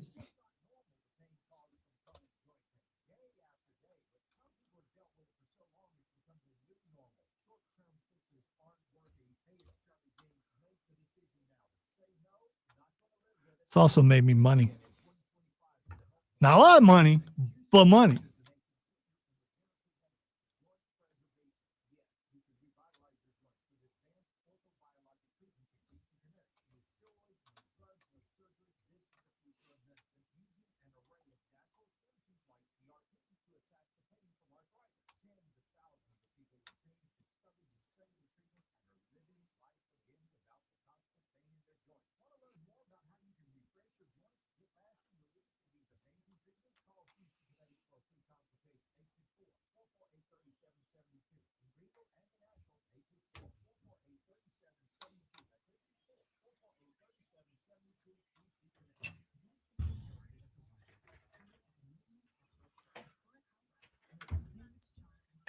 Damn.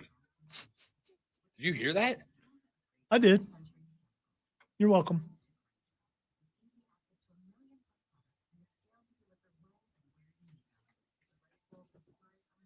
All static electricity problems in a room are my fault. Dude. Let me do this some more.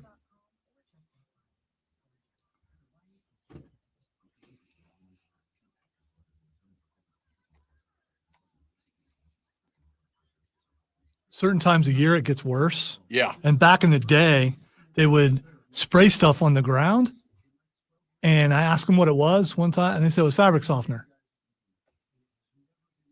I was told by someone that I live with that dryer sheets will help prevent that. Mm-hmm. I don't think I've ever used a dryer sheet until I moved in with her. Really? Yeah. Never used them. Dude, that is Never used weird. Yeah, It never really used is weird. Now I You use just them trying all to the save time. money or something? No, or? just I was always like, why do I need a dryer sheet? It's Back a in dryer. the It works. did your mom and them use it when you just you didn't have to do laundry? No, I did laundry. I Okay, never all right. used one. I don't know if my mom did. I did my own okay. laundry starting in high school. Okay. I don't know is the answer. I just never did. She had them, so I assume she did. Okay, there you just go. never pulled So one out of the if you box saw and them, threw it in. you never wondered. Mainly because, you know why? Because I hate hunting them down after I'm done with the laundry because they would get up inside of your pant legs or something. Well, and I had they- to go hunt it down. They still do every once in a while. Yeah. I'll feel something weird, and I ain't about it's that life. yeah. Okay, all right. Well, you too worried it's like a bug or something? No, it's just annoying. I also don't do Where's Waldo's? They annoy me. Okay. Carmen Sandiego, did you? Okay, I love that show. Okay, all right. Show was great. I played that game when I was a kid. And now, Alonzo, and what is perhaps the worst thing you've ever done to me, the theme song to Carmen Sandiego will be stuck in my head for the rest of the day.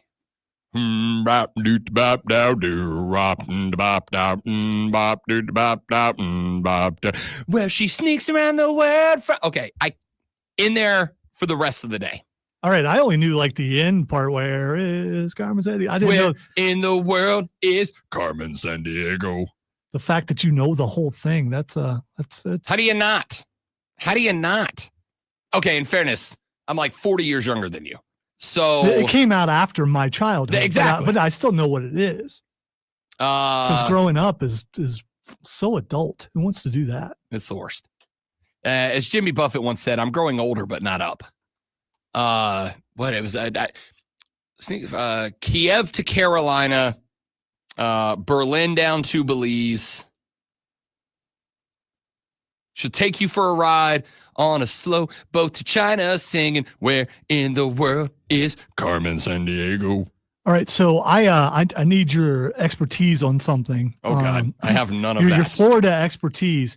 Can you look out the window as a Florida guy and tell me? Yes, I can. Are those winter snowy clouds or are they just clouds? Okay.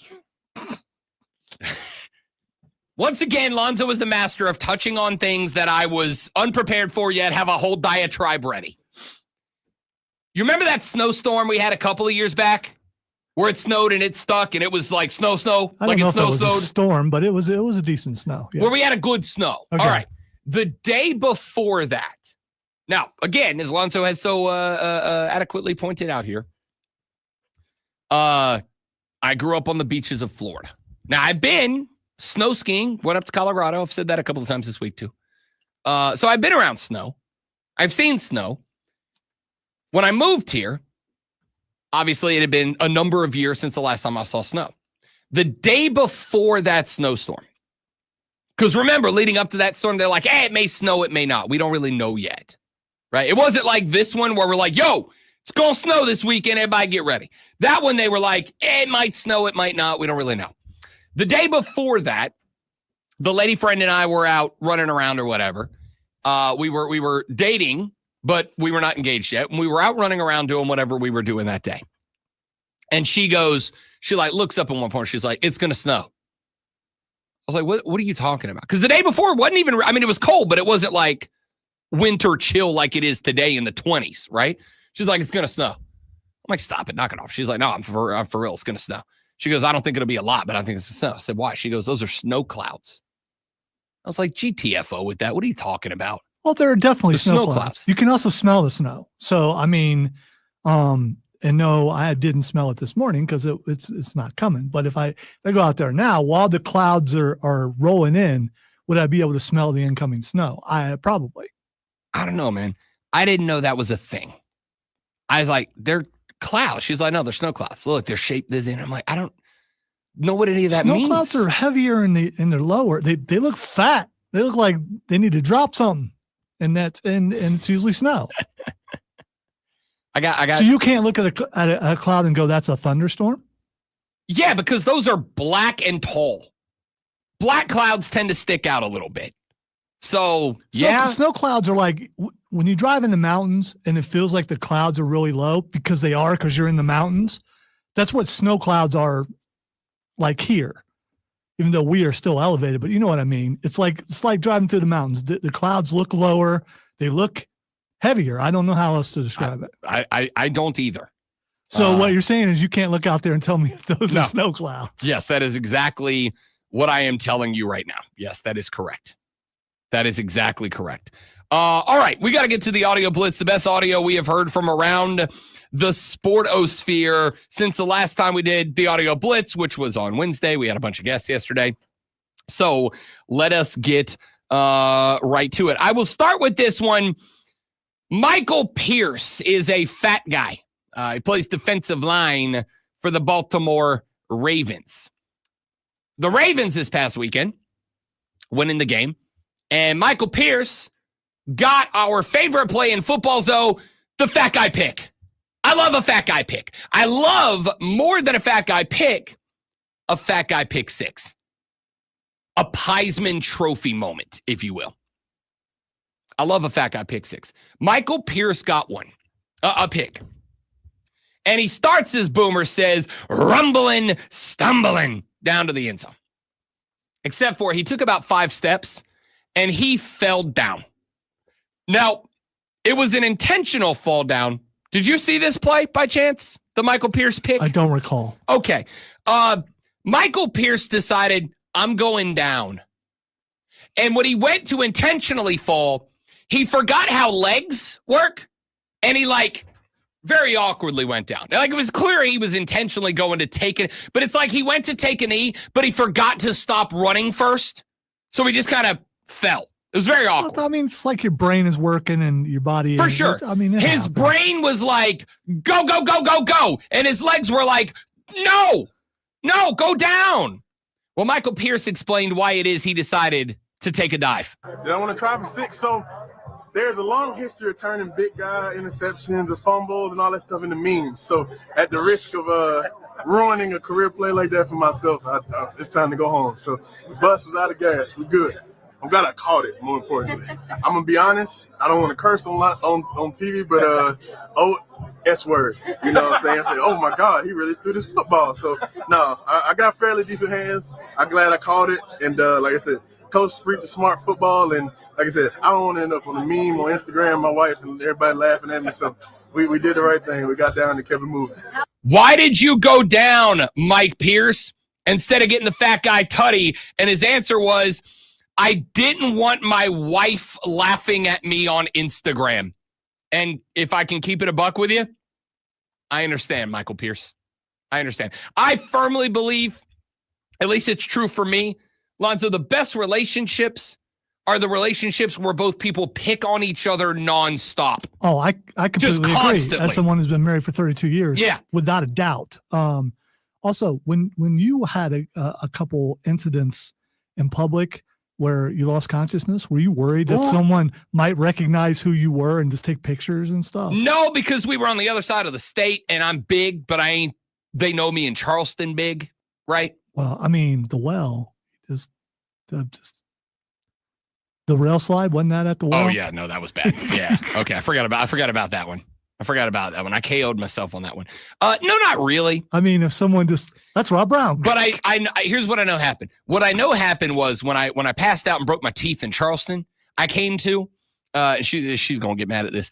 I came to, and I was like laying on the ground with my head on a fireman's lap. All right, and then I look up, and my now wife. Was he stroking your hair gently? Just to make sure you're okay. No, he was giving me the light slap on the cheek, like, bro, hey, bro. I came to, my wife's on a chair staring at me from the other side of the bar, and she's like crying, which is shock value. I understand, right? Like we had been dating for 8, 9, 10 months at this point. Like we had been together, but we weren't like, getting ready to get engaged or whatever. So shock value. And she's like sitting on a chair, absolutely broken down. I finally we get to the hospital because they take me in an ambulance to the hospital. They're like, you're probably fine, but like, we really want to get you and check you out. And it's like, all right, fine, whatever. They get me to the hospital. I'm sitting in there with the bottom half of both of my front teeth are gone. The firefighter's like, we looked around the bar. We can't find them. Not that, like, what are you going to do with them? Well, you probably swallowed them. I don't know. They're like, we couldn't find your teeth. I'm like, okay, we get there. I'm sitting in a chair. They got me strapped up to like all the monitors and everything. They're basically saying, let's make sure your heart's not exploding, right? And she looks at me at one point, and I'm thinking she's about to be like, I just want you to know I was very scared, and I love you and I care about you, and blah, blah. She looks at me and she's like, you look ridiculous. Awesome. Thanks, babe. In my moment of struggle where I need your support, you're making sure I know that I look, and I quote, ridiculous. Well, you could have countered it by saying, all I want for Christmas is my 2 front teeth. The bottom half of my 2 front teeth. What I will say is, I respect this out of my man, Mike. I did not want my my wife laughing at me on Instagram. Me either, Mike. All I'm saying is, I get it. Mick Cronin is the head coach of the UCLA Bruin basketball team. Mick Cronin's UCLA basketball team got smoked with a capital M in it by the Michigan Wolverines by 19, and frankly, it wasn't that close. We're soft. So don't tell me you want to win. I have to run on the court to get guys to play hard. It's crazy, and it's every day. I'm tired of it. It's every day. I have the most energy of anybody at practice every day. I'm upset with everybody in that locker room, my assistant coaches and my players. I mean, I don't need to do anything else. I almost got 500 wins. I'm only 53. You think I'm coaching the Lakers? I mean, it's a joke. But the truth of it is, Ben, it's really hard to coach people that are delusional. The hungry dog gets the bone. We got guys that think they're way better than they are. They're nice kids. They're completely delusional about who they are. And the team that's mind is on the right stuff and hungry to get a win in conference play is the team that's probably going to win. Look, I don't know what Mick is doing here. There's one of 2 possibilities in my ever so humble yet frequently correct opinion. Number 1, and this is the coaching element, is he's willing to kind of go out there and be a bit of a jackass as a motivation tactic, right? Like he believes that his players are going to hear that press conference, they're going to see this clip on social media, and they're going to go, oh, dang, maybe I'm letting my team down. Maybe I'm letting my coach down. And maybe they react to that. And if UCLA comes out and they don't lose another basketball game in the regular season, you'd be like, oh, okay, it worked. I can't judge Mick Cronin now. Or possibility number 2 is Mick Cronin's just kind of a jackass. Because my man grabbed the mic and said, it's everybody's fault except mine.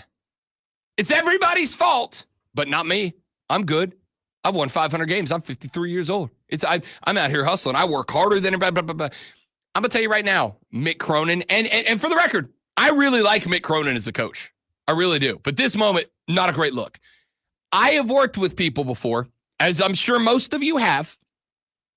I have worked with people before who have this it's everybody else's fault mentality, and I want to punch them in the nose. It's the most annoying thing in the world. There are a lot of marks out there, and you don't want to work with someone like that. Yeah, don't be a mark. Like, people who fall for scams and stuff. Mark. That's what we call it in the wrestling biz. I don't know why you need to explain it, because we're wrestling guys. Yeah. Of course, that's what we're talking about. Yeah, well, for the non-wrestling fans, you got to keep them up to date with the lingo. I've worked with people for whom it's everybody else's fault. I'm perfect. I did my job. I did it better than I should have. It is all your fault. Now, sometimes those people aren't wrong. Sometimes they're not wrong, but usually they are. And so to do this to a bunch of college kids, bunch of college players, to step up and go, it's all entirely without it. Coach, your job is to get them motivated. And if you can't get them motivated, you're failing your job. And if they can't be motivated, you're the one who builds the roster. That means you built a roster of kids who can't be motivated. It's still your fault. Yeah, I do love how he pointed out how many wins he's had. Yeah. Boy, I know how to win. I can't win with these guys. Could you imagine if somebody screwed up on the air and then was like, but we've won 3 South Carolina Broadcasters Association Sports Talk Radio Show of the Year awards and use that as their platform for why it's not that big of a deal, that we would make fun of that guy relentlessly. Yeah. You'd go, what a jackass. What a moron. We would never do that sort of thing here. We would never do that. Hey, Jerry Jones, are you considering maybe now that you haven't reached a Super Bowl in 3 decades, maybe hiring? Has it really been that long? It's been 30 years. Wow. Are you considering maybe possibly, potentially, theoretically, actually hiring a real general manager? No, just no. I bought the team. I think the first thing that came out of my mouth. Anybody here was at that press conference? Okay, somebody asked, did you buy this for your kids? And I said, hell no, I bought it for me. And I didn't buy an investment. I bought an occupation. And I bought something that I was going to do. I was 46. I bought something I was going to do for the rest of my life. And that's what I'm doing. And so, no, the facts are that since I have to decide where the money's spent, then you might as well cut all the bullshit. That's who's making the call anyway. This is, for a guy who has a history of dumb takes, this has got to be towards the top of the power rankings of dumbest takes, right? Well, I'm the one who spends the money. Therefore, why have a middleman? Why not just make the decisions? Because you're bad at it, Jerry. Because you're real bad at it. I just want to say, when he first bought the company, he was not bad at it. And you can say, well, thanks to Jimmy Johnson. Yeah, but he hired Jimmy Johnson. Yeah, then what'd he do? Then he hired that one guy from Oklahoma or whatever. He also won a championship. Then after that, Okay. So parity happened to the league. 30 years it has been. Well, you could say after that, I don't know, then Belichick happened. The Saints have not won a Super Bowl in 15 years, and we still have a more recent Super Bowl than the Dallas Cowboys. The Dallas Cowboys. I'm not talking about the Cleveland Browns. The Dallas Cowboys. Jerry, the reason you should hire someone to make the decisions that you pay for is because you're bad at it. We all have televisions, bud. We all watch this team. They cram it in our faces every single Sunday, except for it used to be, they said, look, America, it's your team. Take it and like it. And now they go, look, America, isn't this hilarious? And the answer is, Jerry, yes. It's objectively hilarious to me. Dude, by your logic, every business owner should have no managers. They should just run it themselves. But that's not what people do. Because what smart people do is they go, yeah, I got all the monies, but there are people who know this business better than me, and I'm going to give them some of the monies to grow my monies by making good monies decisions. And you're making real bad monies decisions, Jerry. Yeah, you got it. It's yours to do with what you wish. But I'm enjoying it. like a lot. Let's take a break. Got a few more clips for you coming up on the show. We got to talk Ohio State and Texas. Got to get into the NFL Super Wild Card Weekend. And Shane Gillis told the story of his very awkward interaction with Nick Saban. We're going to get into that and more, all coming up on the Rob Brown Show. This is the Fan Upstate.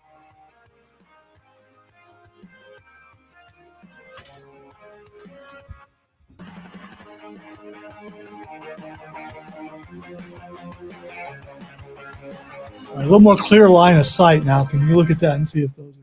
I can't. No, that just looks. It's just a big ass gray cloud to me. It's just a big gray cloud.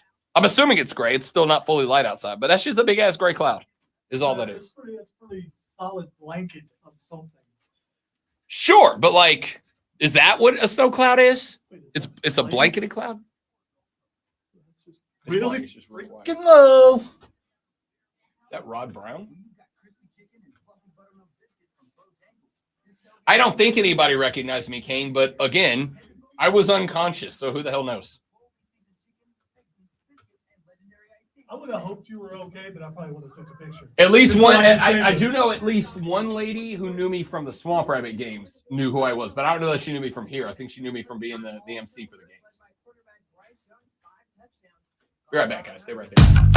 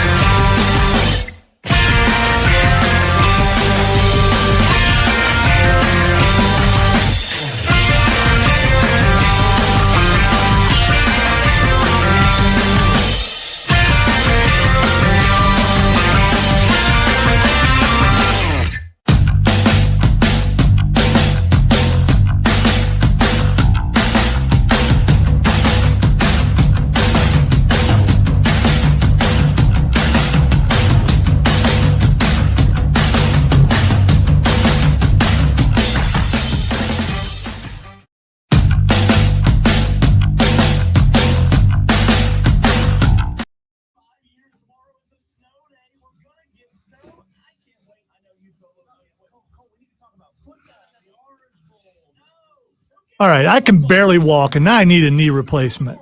But if it snows enough outside that I have a chance to go down one of the hills with my granddaughter on a makeshift sled, I'm going to do it. For sure. And then someone will have to pull me on that sled back up the hill.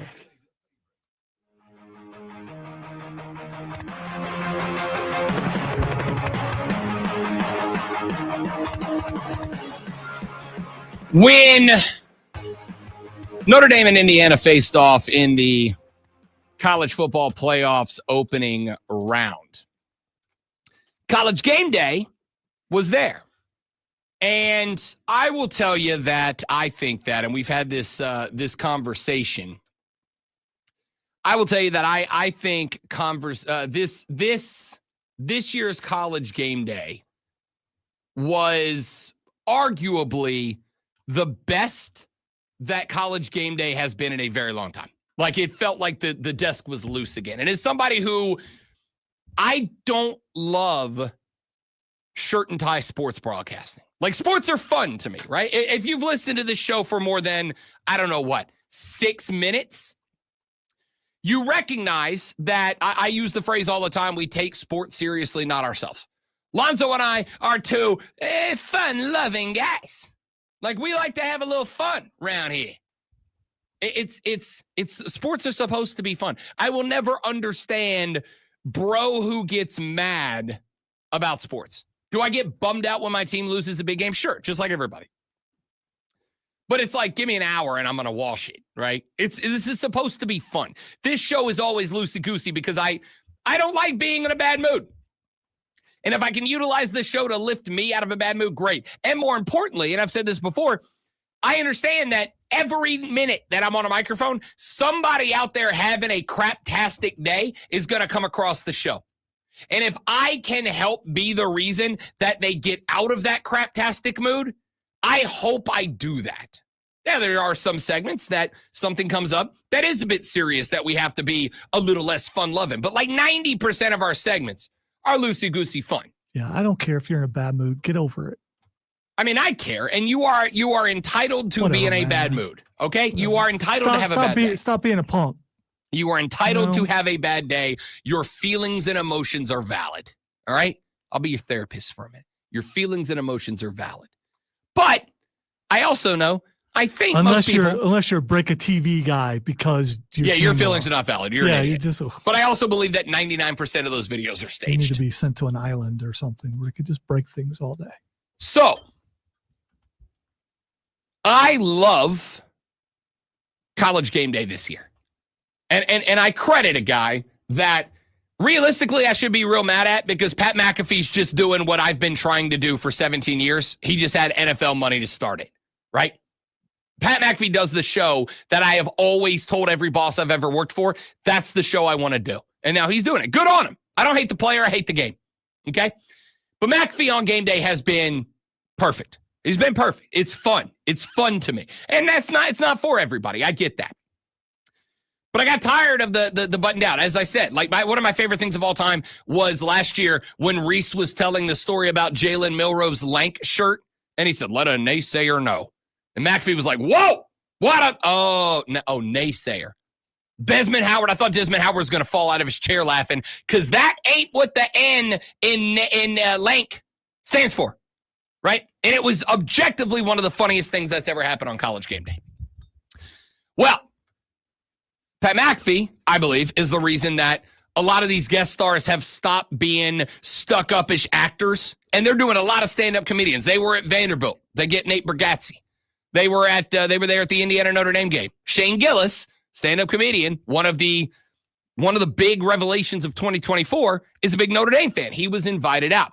Well, it got a bit awkward because Pat McAfee at the beginning of game day, he does these kicks. He picks a student out of the crowd and you kick the ball, and if you get it, you get like $500,000 or whatever.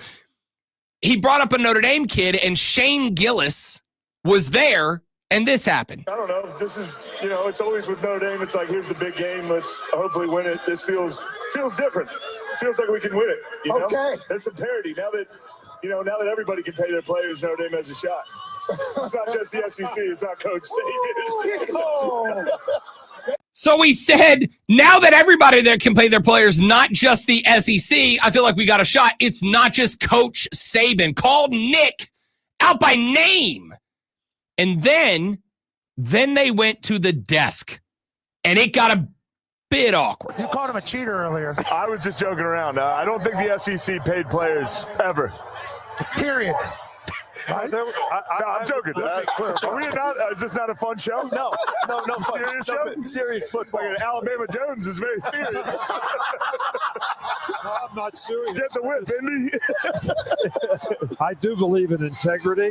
I always try to run the program that way so players had a better chance to be successful in life. I agree. We make more money in the NFL than any other school, 61 players in the league. That was how we cheated. We developed players. We recruited. I'm so sorry. So that's from College Game Day. Shane Gillis. You might as well put canned laughter in there because their laughter not genuine. It was we're laughing because the cue on the cue card says laugh. I'm sorry you feel that way. I was laughing out loud at that.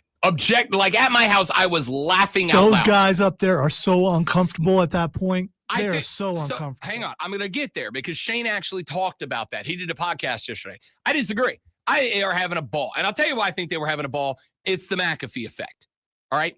I thought it was freaking hilarious that Shane Gillis, because let's be honest, show of hands right now across the upstate. How many of you believe Alabama was making sure players, let's say, were taken care of during the Nick Saban era? Oh, what's that? There are car crashes around the upstate because all of you put your hands in the air? Yes, of course they were. We all know it. We at the fan upstate are not liable for any car crash that may have occurred. Yeah. And when Nick Saban said, I tried to run the program with integrity, Nick Saban did air quotes around the word integrity. It's one of the funniest things I've ever seen.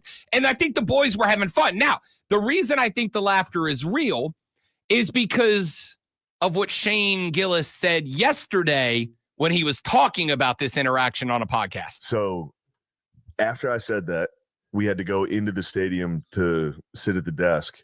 But then I got in there, and right before we go on, he looks at me and he's like, I heard what you said. And I was like, holy.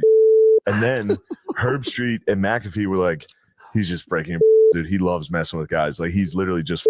And I was like, oh, all right. I'll with him back. I would have never done that if I thought he was serious. Yeah. But they told me he was around, so I started with him. And then as soon as we get done, I tell Herb Street and McAfee, I'm like, bro, he was definitely serious. And they were like, no way he was serious. Go talk to him. So I went up to him after news, like, you think the SEC dominated because we cheated? That's bull. And he spazzed on me. Were you helping him? But then, so he was still on the stage and I was on the field. So after he yelled at me, I had to help him down. And he like looked around to see if anybody else could help him, but I had to help. Here's why I think it was genuinely funny from these dudes. Because according to Gillis, McAfee and Herbie knew this was going to set Saban off, but then told Shane Gillis, no, he's just having fun. He's just having fun. Go talk to him. Do it. It's just fun. I think they set Shane Gillis up to get into this headbutting contest with Nick Saban, who takes that very seriously. And Gillis had no idea what he was walking into. This was like when you were in high school and your boys convinced you the head cheerleader actually likes you. Go ask her out, dude. And you go ask her out in front of the school and she's like, ew, no. And you look like a jackass because that's what friends do. Did it backfire on them though? Did they think it was going to be funnier than what it was? No, I think they knew exactly what was going to happen, which was Shane was going to say Nick and the boys paid the guys, which we all believe. We all believe that. But Nick Saban's going to go to his grave saying, no, we didn't do that. We had integrity. Okay, Nick. That's why half the freaking field house had Dodge Chargers, because they all liked and bought the same car. We all believe it. I think Herbie and Pat knew that was the one spot where Saban, who, by the way, Saban's been fun this year on game day. He has. He's been fun. I know if I were to go on game day and anyone going forward, going on game day. Don't listen to Herb Street. Don't listen to McAfee. Oh, for sure. But again, if you were ever going to pull that card and play it, you play it with Shane Gillis, one of the funniest people, according to your demo, one of the funniest people on the planet. Well, I would like to hear comments from Herbie and McAfee confirming that that's what happened. I got no doubt McAfee will address it. I don't know if it'll be today or next, but I got no doubt McAfee will address it. But basically, Shane Gillis said Herbie and McAfee knew it was going to set Saban off, convinced me that it was just Saban out there trying to bust guys and have some fun. So I went with it, and it genuinely ticked off Nick Saban. So now you're trying to say that Herb Street, half the stuff he's doing is straight man. He's actually messing with people. No, quite the opposite. I think Herbie has latched on to McAfee and been like, oh, I'm allowed to have fun here. I don't have to be serious suit and tie guy all the time. I can actually enjoy doing this on the show. Because St. Gillis was like, oh, I'm sorry. I thought this was a funny show. And Herb Street was laughing his ass off. And so was I. It was hilarious. It is a funny show when that guy's not on it. I disagree. I thought it was hysterical with Shane Gillis on it. All right, back after this on the Rob Brown Show on the Fan Upstate.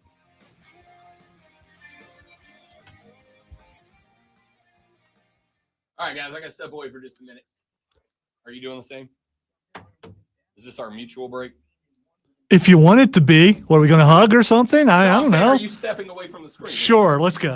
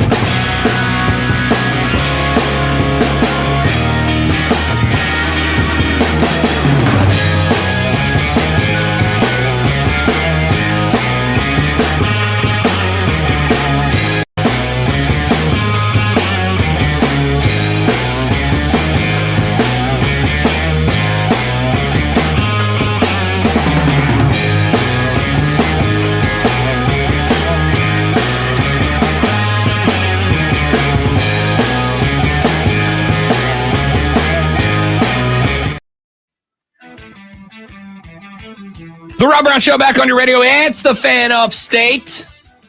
Ohio State University taking on the University of Texas. Yeah!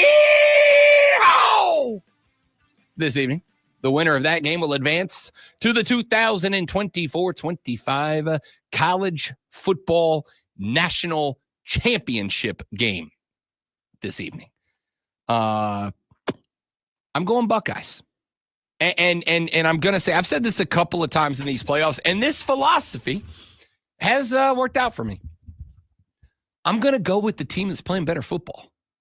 And no team is playing better football right now than Ohio State University. But, and we talked about this a little bit, Chip Kelly's opened up the playbook. I think Chip Kelly learned against Michigan. And what he learned was, because you have playmakers in a spot and you want to give your playmakers the ball, I think sometimes offensive coordinators got to learn the hard way that sometimes getting the ball to your playmaker when the other team knows that you are getting the ball to the playmaker, they sell out on that. We've talked about this, so I don't need to spend a ton of time on it. But Zoe, I go back to the Michigan game, and I've made the argument before that I don't know why it was so damn difficult for Chip Kelly to find out that Michigan was stacking the box. Maybe, and this is a big maybe, but maybe don't only run it into the spot where they have 8 dudes. As I've said lots and lots of times, football is at its core a relatively simple game. I want to, as an offense, get the ball to the part of the field where I got more dudes than they got dudes. As a defense, I want to see where they think we have less dudes and get the ball and to get more dudes there. I want to stop them from having access, and I want to filter the football to where I have more dudes. When we talk about defensive ends, what do you hear us say all the time? What's a defensive end's number one job? The number one job is what? Set the edge. Why?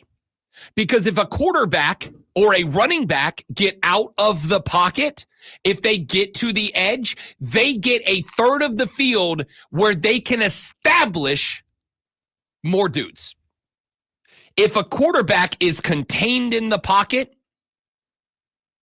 the defense can have more dudes there. Or, more importantly, can prevent the quarterback from getting to a part of the field where there are less dudes. If Lamar Jackson gets outside of the pocket, why is he dangerous? Because if I can get Lamar Jackson to have more dudes or the same amount of dudes, the guy with the ball has the advantage. So set the edge. That's at its core, that's the concept of football. As an offense, get to where you have more dudes than they have dudes. As a defense, funnel the ball to where you are going to have more dudes. When I look at the Michigan-Ohio State game, a game that Ohio State lost, Ohio State kept running the ball to where Michigan had more dudes. Fundamentally failed at the basic concept of football. Get away from where they have more dudes. Chip Kelly said, no. We think our dudes can beat their dudes, so we're going to keep going where their dudes are. And it did not work. What has Ohio State done in these playoffs so far? They have trusted Will Howard to get the ball where there are fewer dudes, and he has done so. And Chip Kelly has opened up the play. Go back and watch the game against Oregon. Chip Kelly was pulling stuff out of the bag that Ohio State has not utilized all year. And that is the benefit of being a very good team, is that you don't have to break. If you would have broken out half of what Chip Kelly broke out against Oregon, you guys would have beat Michigan, though. I believe that.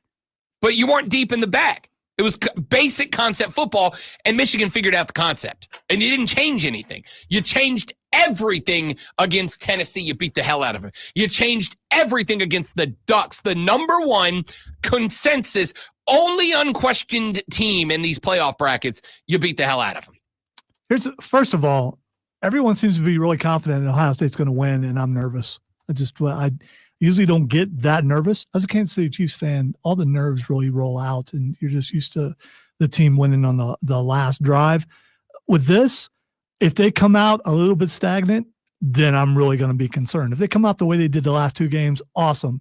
Will you believe my theory that Ryan Day took over the play calling if at the end of this year, Chip Kelly either resigns or is let go as offensive coordinator? Yes, I would be willing to hear it out.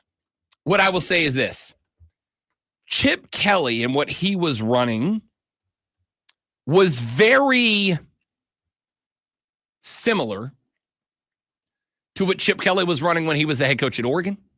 It's very similar to what Chip Kelly was trying to run when he was the head coach in Philly. Chip Kelly, that looked like a Chip Kelly offense. The Michigan game did not look like a Chip Kelly offense. In fact, I would almost be willing, and I'm pulling this out of the buttocks here. I would be more easily convinced that Ryan Day took over the play calling in the Ohio State game, in the Michigan game. Nah, I'd be more convinced. If you look at the offenses from the last couple of years, that isn't how he called a game. Was Ryan Day your primary play caller the last couple of years? As I recall, yes. Since he took over, he's offensive coordinator, I believe, under Urban Meyer. They took over and still call plays, and he wanted to take a step back this year to be more to oversee everything instead of having to worry about the offense so much. Here's where I would place it. I feel like, regardless of how we arrived at this spot, I felt like Chip Kelly or whoever was calling the plays, I feel like Chip Kelly was calling concept football against Michigan. And I feel like in calling concept football against Michigan, Michigan figured out the concept and Ohio State made no change. When you talk about halftime tinkering, right? Notre Dame made some changes at halftime. What you are doing is twofold. You are A, adjusting to their concept, and B, you are changing your concept to where they have adjusted or you think that they will adjust. That's the definition. And so, to me, you guys ran a concept game against Michigan. Michigan figured out the concept, and Ohio State did not make any changes to that concept. That's how it feels like it went down to me. Then you got to the playoffs, and you went, oh, okay, that didn't work. So what do we do instead? You opened up the bag. You allowed Chip Kelly to go a little deeper into the bag. And all of the sudden, Ohio State's offense is wide ass open. And you are running teams out of the stadium. Is that going to be proven to be prophetic? We'll find out tonight. Now, here is what I've gotten. Out of watching different takes from different folks over the last day or two talking about this game. There is a not insignificant number of people who believe Texas wins this game. And what I have heard them say, Great One, is Texas had the number 1 red zone defense in college football. And that is true. In terms of points allowed in the red zone, Texas was better at it than anybody else. But what I have noticed that those people have failed to point out, Great One, do you know who the number 1 red zone offense is in 2024-25? Don't worry, I won't let the suspense kill you. It was Ohio State. Nobody has been better at putting the ball into the tutty zone than the Buckeyes inside the 20. All right, I just found a quote from Fox Sports, who was talking to him the other day, a couple of days ago, and Day says, I actually think this time in the year in the playoffs, I've had more time to actually be a part of the football during the season, a little less, but now that we've been in the playoffs, been able to step aside really in terms of some of those other things and really get more involved with the football, which has been great. That tells me he got involved with the play calling. Maybe so. I mean, it's such a drastic change from Michigan to Tennessee. But see, here's the thing. I think that I would go back and say, I'm not going to pretend, Lonzo, like the Buckeyes did not have a lot of that Chip Kelly offense earlier in the year. Now, you hadn't found Jeremiah Smith yet. I mean, he was a factor, but he became a revelation in the last couple of games. I don't think you had that. So I think you didn't have access to a large part of what you seem to have access to now. And so for me, I think there may very much be some element of Ryan Day is By the much way, more hands-on. Further into the article, whoever wrote the article is saying that the stats show when he got involved and how verticality started becoming a thing, because that's what Ryan Day did. It was wide receiver still is to this day at Ohio State because of Ryan Day's offense and how he used the quarterback and the receivers. I'm just saying. He took over. I don't know that he took over entirely, but he took over enough to ensure that there wouldn't be a repeat of Michigan. Again, I would say that is not necessarily unfair. I would say that's not necessarily unfair. What I would also say is, regardless of how this team got here, this team has had spots of creativity. Now it has been opened up to an even wider margin. And teams have not been able to keep up with that. I don't think Texas does either. Now, I think it's a low-scoring game because Ohio State's got a good red zone defense too. I think points are at a premium down inside the red zone tonight. I also thought the under was going to hit last night, and it did until the fourth quarter when these two teams blew it up. So don't bet on it because of that. This is up to Ohio State's defense. Offensive side, the way that defense has played the last couple games, if they come out and play Texas that way, if they can stop Texas from running the ball, make them throw the ball, is their quarterback good enough? Are the receivers good enough? See, I don't think so. I think the receivers are good enough. In fact, I think the only reason that Quinn Ewers has been in the discussion all year is because the receivers have bailed him out. I think Quinn Ewers honestly has got a bit of a noodle arm when he's under pressure, and I think that's something Ohio State can take advantage of. But it is going to take, because I will say this, you've got to get him under pressure to make him turn into the needle arm. So if you are Texas and Texas's defense, which offense are you looking at? Are you looking at what basically Ohio State's run a good portion of the year, or are you trying to match the offense that they've had the last two games? I'm going with what they've been doing the last two games, right? Like, what have we been saying? So you're going to take the pass away. If you take the pass away, what happens? I don't know that I think I got to play a balanced defense. I think here's what I know I got to do. I got to get to Will Howard early. I got to try to knock him back into regular season Will Howard. I got to try to hit that guy early. Regular Will Howard still won all but 2 games. I agree, but he won all but the 2 games against teams that were one game against a playoff caliber team and a bad Michigan team. And again, not on him. I think the play calling cost you that game. They played a bunch of ranked teams, and it was his fault they lost the Oregon game the first time. And it was really his fault to a degree that they whipped the brakes off of Oregon this time. Because he came out, opened it up, and he was hitting all his receivers. And he even talked about the tight passes he was throwing and all that kind of stuff.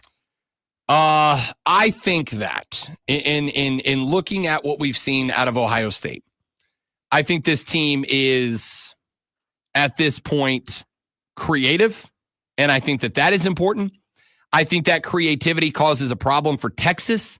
I don't think that Texas can just hammer down in the red zone, which they have been doing all year long. I think that they are going to have to be a little bit more aggressive, and that leads to mistakes. And on top of all that, at the end of the day, if I can, how you taking Jeremiah Smith and what he's done in these playoffs out of the equation? Here's the other thing. If you have a bunch of big plays, you're never really in the red zone, are you? So if you throw the ball to Jeremiah Smith, you throw the ball 60 yards for a touchdown, you were never in the red zone.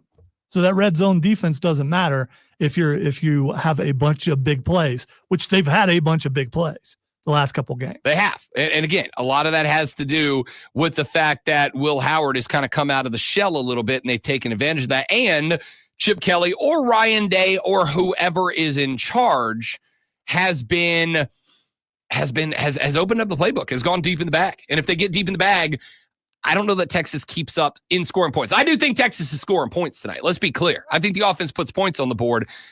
I just think what Ohio State's done in these last 2 games and have that momentum still going. And now, and by the way, this little rally they've done around Will Howard, have you seen a team rally around a dude like they're doing with Will Howard since like Tim Tebow back in the day? Because I haven't. It's incredible. Every Buckeye social media post is about Will Howard. They are around their dude, which means he's feeling himself now.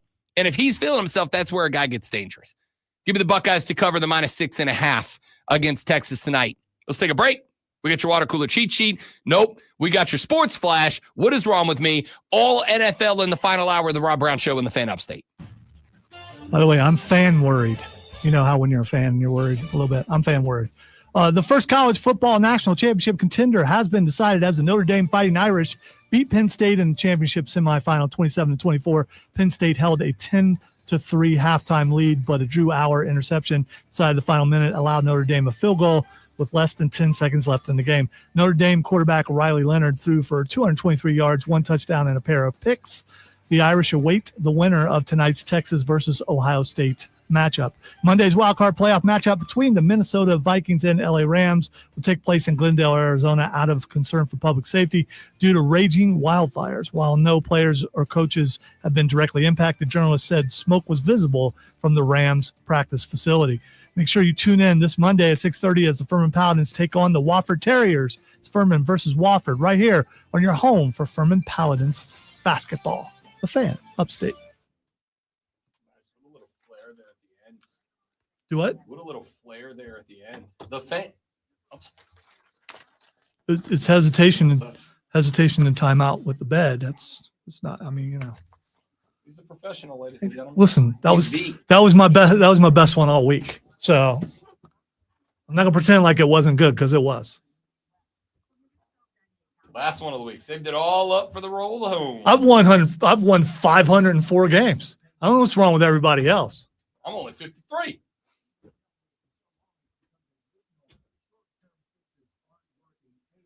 So now, as we're further in the day, can you look outside? No, I can't tell you what a damn snow cloud looks like, pal. You can ask me at noon. You can ask me at midnight. I don't know what that means. Let's face it, I'm not gonna see you at noon. So.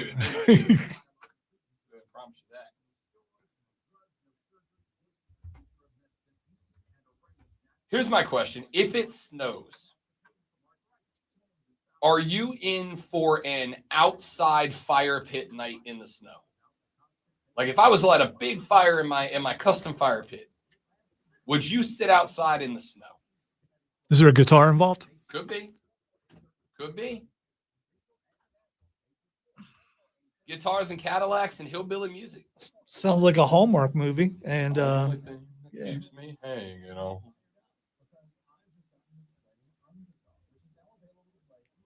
I would prefer the fireplace over the fire pit just because I hate snow. I mean, it's pretty to look at through a window, not to be out in it or having to shovel it or having to drive through it constantly. Having your feet and your toes never get warm. Guitars and Cadillacs. And what's worse than snow and ice to me? Slush. Slush just it sucks. It really does.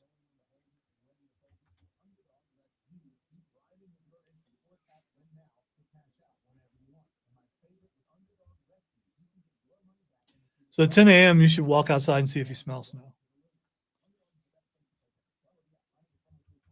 I don't know. There may come a point where you could actually smell it. I mean, it's possible.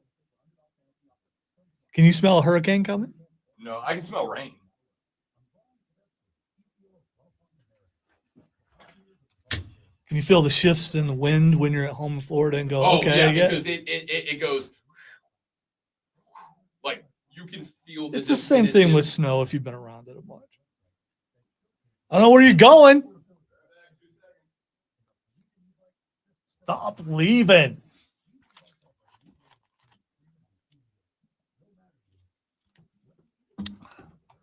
Well, that's not good. Come on, Reitzel. What are you doing?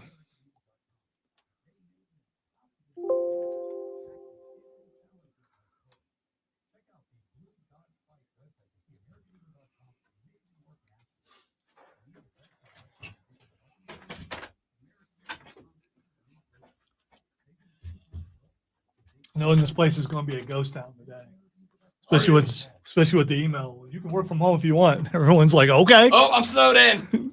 It doesn't start till tonight. I'll tell you, it's snowed in my house. You can't take a risk. I'm at home doing snow preparation. Snow prep. It's like show prep. But with an Still getting my work done, of course. Of course. I'm making cold calls. It's a cold call Friday. That's what it is. Cold call Friday.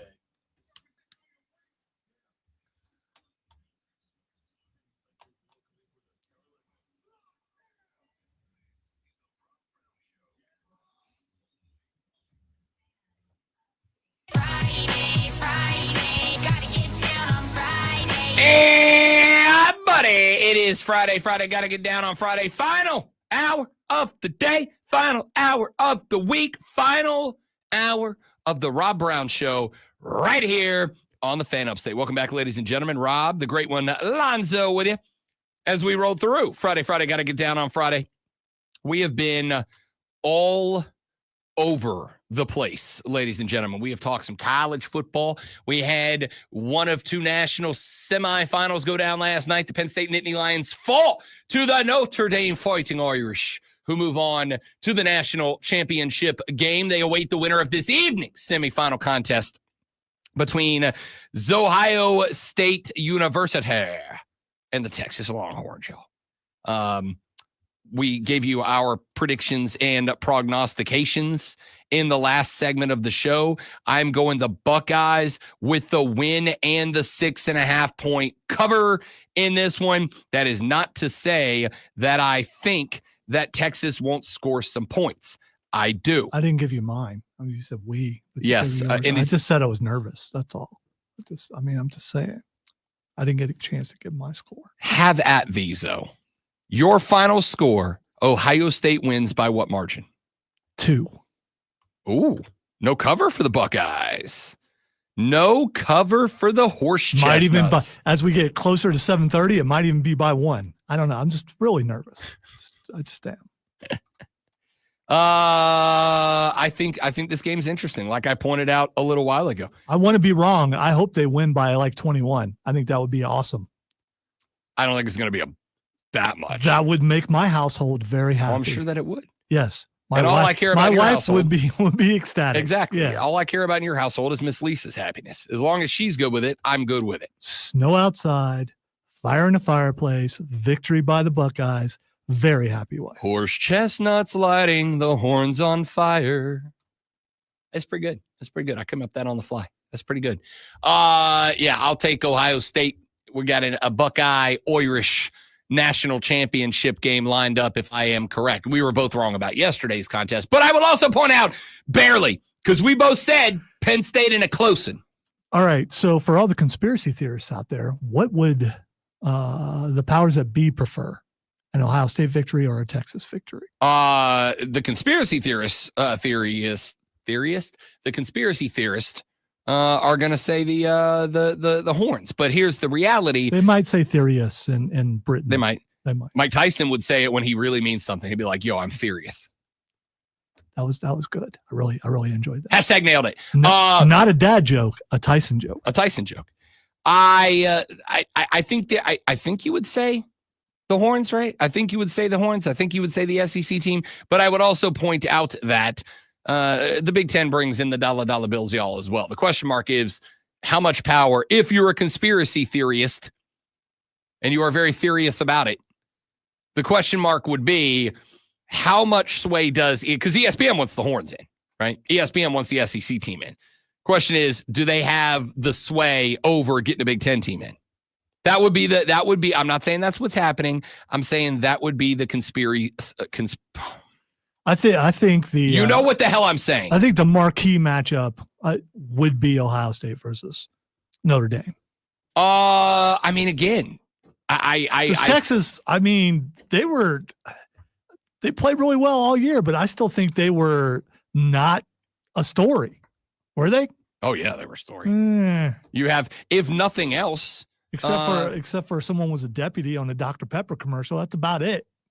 He was. And also that backup quarterback that they got down there in Austin, Texas. He's kind of a story too. In fact, we had a texter earlier in the show ask, is tonight the night we see the Arch Manning takeover? If the Horns go down to the Horse Chestnuts early, is tonight the night we see the official flip over to Arch Manning? And the answer is maybe, because we have seen an increased amount of Arch Manning the last couple of games. And I could see them getting into a spot where you suddenly look up, they're down 14. Arch comes in, maybe has a good, because Arch is a better runner than Quinn Ewers, right? Arch comes in, he pops one off the outside edge, and all of a sudden Steve Sarkisian goes, that's my spot. Here's what I'm interested in. What I'm interested in, Lonzo, is the coaching matchup. Because I've been saying all year, like I'm not a big Sark guy. I think Sark is a good coach. I think Sark's a real good coach. I also think Sark is a guy that has throughout his career been pretty heavily carried by talent. I think he's been carried significantly by talent. And I think he's been, to some degree, carried by talent this year. I think he's a good coach. Let me be very clear. I think he's a good coach. My question mark is, does Ohio State look like this in the playoffs because Ryan Day has taken on more responsibility? Or does Ohio State look like this in the playoffs because Chip Kelly fixed it? I genuinely don't know the answer to that question. Will we get the answer to that question tonight? I don't know. We'll find out. Maybe. If we see, and to be honest with you, the answer to that even is if we're keeping it a buck, the answer to that is also probably no. Like, I doubt we are going to be able to walk out of tonight's game and go, okay, that team has Ryan Day fingerprints on it. I told Lonzo just a little while ago. Like, and see, by the way, I disagree, because I think these last two games do have Ryan Day's fingerprints on them. It feels like Chip Kelly to me. It feels like the offense the last couple of games has looked more like what I am used to seeing, expect to see out of Chip Kelly being Chip Kelly. That's what it feels like to me. But I could be wrong about that.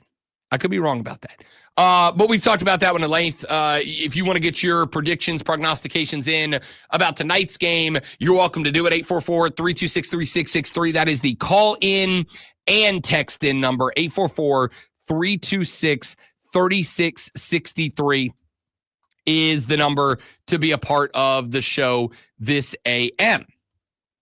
I will say this about the game tonight. It is exactly what I said about the game last night going in.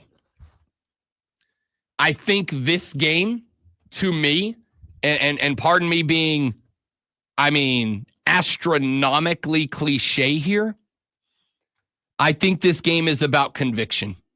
I think this game is about, as the old saying goes, dancing with the girl who brought you. I think this game is about doing what you have done to get here. If you are Ohio State, it is about being a high-octane offense. It is about taking risk with the offense, getting the ball down the field with the offense.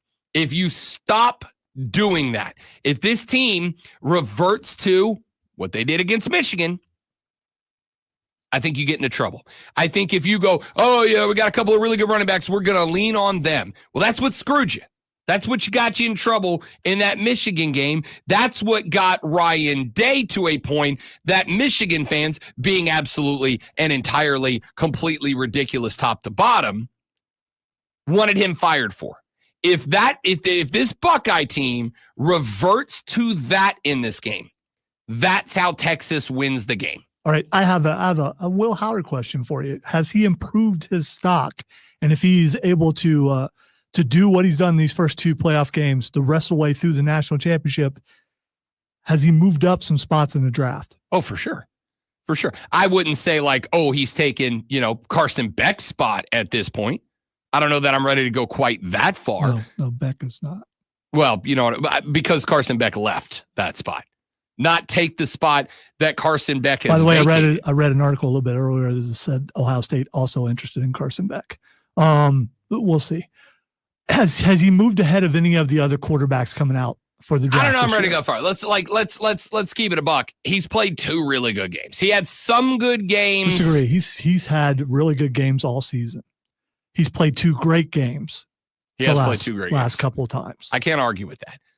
And I also think because of that, to some degree, this is why I keep going on and on about Chip Kelly. I mean, he came to Ohio State obviously to get the exposure from playing at that team for these stakes, and at least the last couple of weeks he has stepped it up.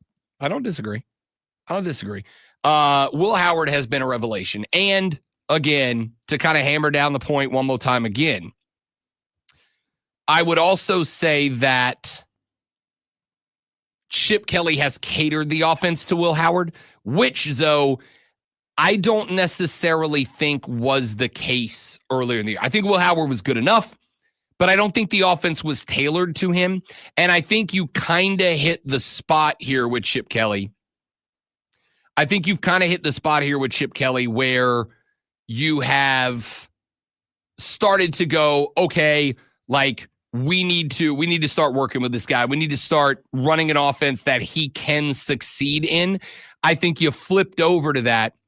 And all of the sudden, that's a large part of the reason why it is that we are talking about Will Howard the way that we are talking about Will Howard now. So, we'll see. I'm intrigued to find out what the play call. Ohio State's play calling is the game tonight. You said earlier you think it's on the defense. I don't disagree. I think you got to keep Texas. You got to hold Texas to a bunch of field goals. You hold Texas to a bunch of field goals. You got a real good shot at doing something here. It should not be our running game versus their running game. Should not be. Ohio State needs to do what they've been doing the last couple of weeks. I mean, I'm good with that. You can mix in some running game, but you got to let Will Howard hit Jeremiah Smith, hit the guys that are out there and more than likely open. I'm real good with that. I think that top to bottom, when I look at what the Buckeyes have done in these playoffs so far, I think the offense has been tailored to Will Howard. I think Jeremiah Smith has been a revelation. And when Jeremiah Smith became a revelation, what happened to the run game? Now, all of a sudden, because remember, football at its core is, as an offense, I want to get more dudes to a spot where they got dudes. And as a defense, I want to funnel the ball to where I'm going to have more dudes. I want to use my defensive ends to set an edge and keep them from getting somewhere. I want to get to a spot with my linebackers that if anybody out of the backfield ends up with the football, I know where it's going because I'm making them go there. And once I have done these things, then I feel like I got the opportunity to make a tackle behind the line of scrimmage or stop them from getting a big game or a big gain or whatever. And if I can pull that off, if I can make that happen, then I think I don't think that's how you win football games. So when Ohio State tailored their offense to Will Howard, when Ohio State found Jeremiah Smith, and when you did both of these things and you opened up the field for your running backs, all of a sudden this team looks like an entirely different. By the way, looking team. at the rushing stats on ESPN, and Travion Henderson, 925 yards on the season. Quinshon Judkins, 924. Yeah, I mean, look. And they both have 10 touchdowns. I think that there is a... So this was basically, more than likely, you would consider it a running team for the majority of the season. You don't have that many yards unless you're really going up against, as someone would say, cupcakes the entire season. Which I'm not saying you guys haven't done, with the exception of Oregon and Penn Excuse me, State. Big Ten had two teams in the Final Four. That is true. That is true. Had more teams in the 12 than any other conference. Have I ever said you're a bad conference, or have I said you're an exceptionally top-heavy conference? Because everybody outside of those 3 teams we're talking about wasn't good. And that's why I've said top-heavy. I'm not trying to minimize the accomplishments of Ohio State. What I'll say is it has been a largely balanced offense. And then all of a sudden in these playoffs, now the Buckeyes are explosive. I forgot to mention Jeremiah Smith has had 1,224 yards this year. Oh, he's a dog. And Abuka at 896. Another dog. Yeah. Not busting up. This team is good. This is why it was so shocking to me that you guys lost to Michigan. Because there was, and I will say this as somebody who is repeatedly defended Ryan Day from the lunatic Michigan Ohio State fans who wanted him fired after the loss to Michigan. This team's good. Hey, you're sounding like Kirk Herbstreit now. You need to back No, up listen, a little bit. if anybody doesn't want to sound like Kirk Herbstreit over the last year and a half, it's me. Kirk was right about this. If you wanted Ryan Day gone, you don't know ball, brother. That's all it comes down to. And now the dude is kind of rubbing your nose a little bit in it. And if he wins tonight, he's definitely rubbing your nose a little bit. That doesn't work for me, brother. Yeah, you don't know a ball, brother. That's just kind of how it goes. All right, let's run to a break. Now when we come back, we get to some NH Football League. Talk a little super wild card weekend next. I am Rob. He is Lonzo. The Rob Brown Show's on the radio. It's the Fan Upstate.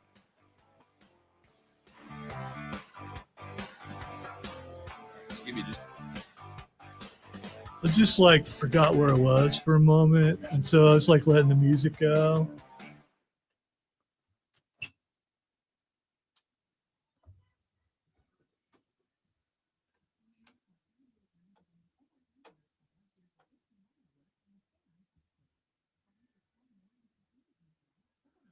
We'll be right back. It'll be more than 30 seconds or 45 seconds or whatever.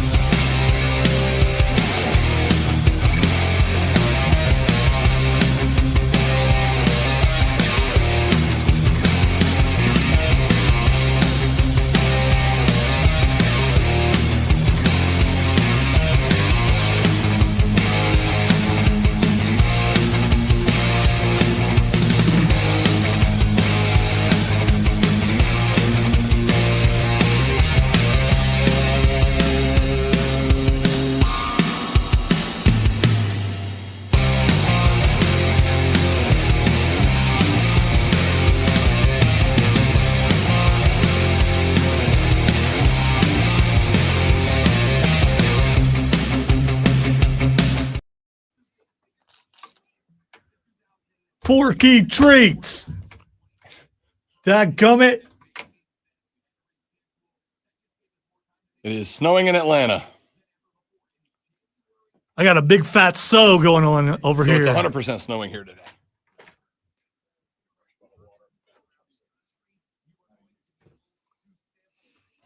I don't know. He's muttering to himself as he walks. Is that like an age thing? I don't know. I don't know.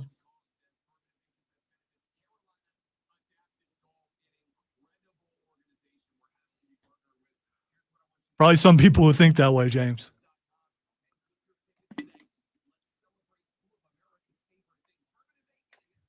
Don't even act like we don't both talk to ourselves. I do when I do something stupid. Exactly. Yeah, but that was a mutter walk. That was a gotta go into the kitchen and get water. Gotta get water from the kitchen. You gotta get my toe. Why was I up? I don't oh yeah, water. I'm going to the kitchen to get water.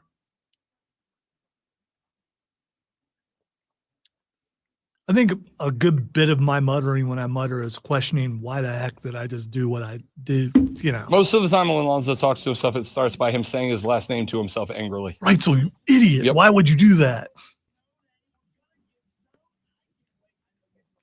Never on the air, though, because I would never say anything stupid on the air or. It is, James. You're absolutely right. I think it really starts in your 30s, though.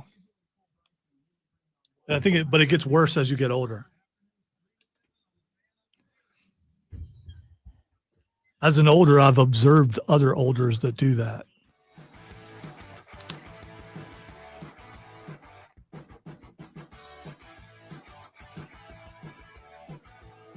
I'm a winner. I know how to win. Nailed it. Stuck the landing. 10 out of 10. 9.2 from the French judge. All right, you. There's an intake of breath. It usually takes you a little bit longer to speak. So every once in a while, I mistime it. Oh, stop it! I got him. Is this your way of making me pay?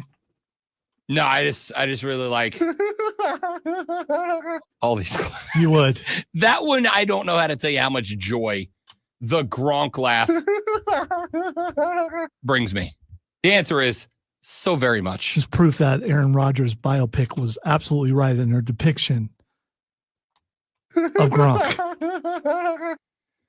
The NFL playoffs begin this weekend with a wild card round. Ladies and gentlemen, let us take a stroll through some of these games from the wild card round that begins Saturday at 4:30 p.m. We will finish up on Monday nights, and 6 teams will advance to the divisional round next weekend to join the Chiefs and the Detroit Lions. Let us get started. We start, great one, with the Eagles and the Packers. This one's interesting because of the quarterbacks. Jalen Hurts has missed 2 straight games after a concussion. He is back at practice, but he does have to still be cleared after practicing by an independent neurologist. We will see if that is the case. He is right now expected to be ready for Sunday's game, but we will find out. And even if he does, he's missed almost 3 full games with a concussion before he comes back.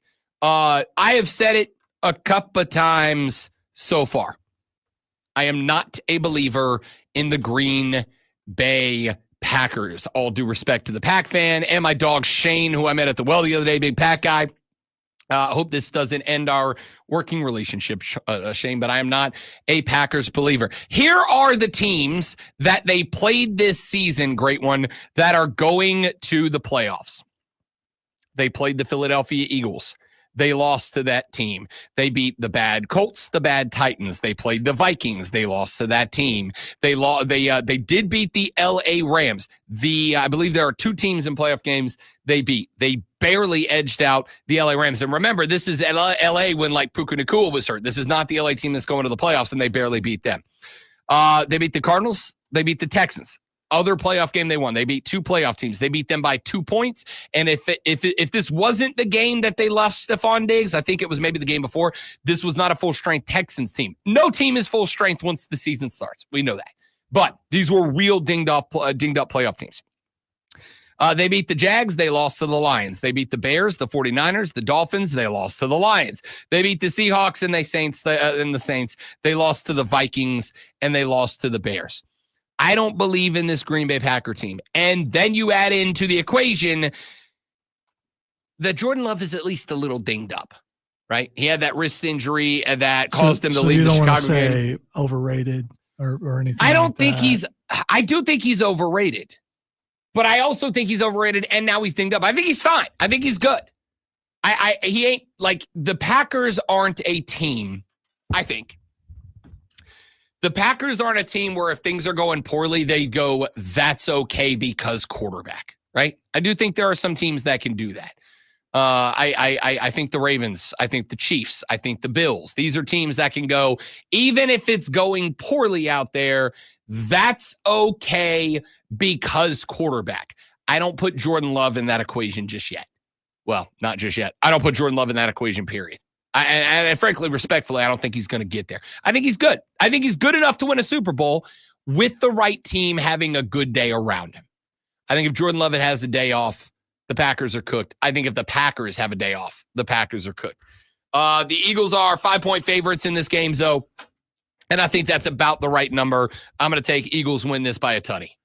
Yeah, this whole year, I thought the Eagles were on the decline. At least it seemed that way. But here they are at the end of the year playing good football. It's going to depend on how the quarterback does coming back from the injury, and maybe just he got some rest. Who do you trust more, a mildly dinged up wrist with Jordan Love or a guy that missed 3 games but has been to a Super Bowl, Jalen Hurts? Yeah, I'm probably going to go with Jalen Hurts. I am too. And I'm not a big, I think Jalen Hurts is another guy, really good, but you would need to have guys around him. I don't think he's carry the team by himself good. I'm going to go Jalen Hurts over Jordan Love. They have a pretty good running back. They do. That's Saquon Ketz. Yeah, I've heard of that guy before. He's got some, as the kids say, boogie. He can go. Buccaneers Commanders. This one's really interesting because Jaden Daniels set a rookie quarterback record with 891 rushing yards. And, oh, by the way, had a passer rating over 100. 4th all-time amongst rookies. And then on the other side there, you want to talk about a guy who has put this team on his back, who has dragged them to wins, who has been a fourth quarter absolute superhero. It's Baker Mayfield, who has put this team, he did it against the Saints in week 18. He did it against the Saints last time out. He has repeatedly worn this Tampa Bay team like a backpack and gotten them to the top of the mountain. Love Baker. Pulling for Baker. Reality here is I think the Commanders have hit a next level. And I think Jaden Daniels, I would be scared of this moment for a rookie quarterback if Jaden Daniels hadn't shown me superstar moment after superstar moment all season long. I would have been scared of this moment for a rookie quarterback if it wasn't for the fact. How many games did Jaden Daniels win on a walk-off fourth quarter drive? 5? That dude has been in the pressure cooker. He has. But this team's got a vibe and a culture around it, and Jaden Daniels is all bought into that. I'm taking the Commanders in an upset road victory over the Tampa Bay Buccaneers, Lonzo. Is that an upset victory? Yes, Bucs are favored by 3. Okay. Not much of one. It ain't shock the world upset, but yes. All right. For some reason, I thought Tampa Bay would be the underdog. Now, in fairness, they are at home in Tampa, and you get 3. So Vegas considers this 2 evenly matched teams. So it's a push. So it's a pick'em game, but on the line by being at home. Tampa's favored by 3. I'm going to go with Tampa Bay because of experience and because of home field. It's a fair advantage. They do have a really cool pirate ship. I don't think they go beyond this. I'm guessing if you're in the stadium, they score a touchdown and you hear that cannon go off, you don't want to hear it again. You hear it again, and then you start going, oh, crap, we're way behind. The cannon keeps going off, and then you get in your head. Maybe. I don't know. And cannons are cool. Rams-Vikings. This one on Monday night. I think the Vikings are cooked, dude, which is too bad because all year long I was screaming from the rooftops. I know we like Detroit and Dan Campbell because they're really funny and they got this tough, gritty, blue-collar mentality about them, and that's awesome. Why is no one talking about the Minnesota Vikings who have literally had the same record as Detroit all season long? And I was all on board with Sammy D and the Minnesota Vikings. They got exposed by the Detroit Lions last week. They got flat out entirely, top to bottom, left to right, up and down, back and forth, exposed by the Lions. And it's not the end of the world except for Sean McVay is a mad scientist who sees things on tape that even I, Rob Brown, certified knower of ball, maybe don't catch every little bit, every little tendency, every little habit, whatever. Detroit put the blueprint for beating Minnesota down on film, and Sean McVay is not a joke. Lonzo, give me the L.A. Rams in an upset. Just because you have a blueprint does not mean you have the architects to make the building. Fair. And the Detroit defense, a lot better than LA's defense. I'm going with Minnesota. I'd be careful about saying a lot. Why they're going to come and get me? This is. I'm going with Minnesota. I'm going with Sam Darnold winning a playoff game. Down the stretch. Has Sam Darnold ever been in the playoffs? I mean, he was with San Francisco, but he was a not backup. as a starter, yeah. Yeah. Down the stretch, for the LA Rams.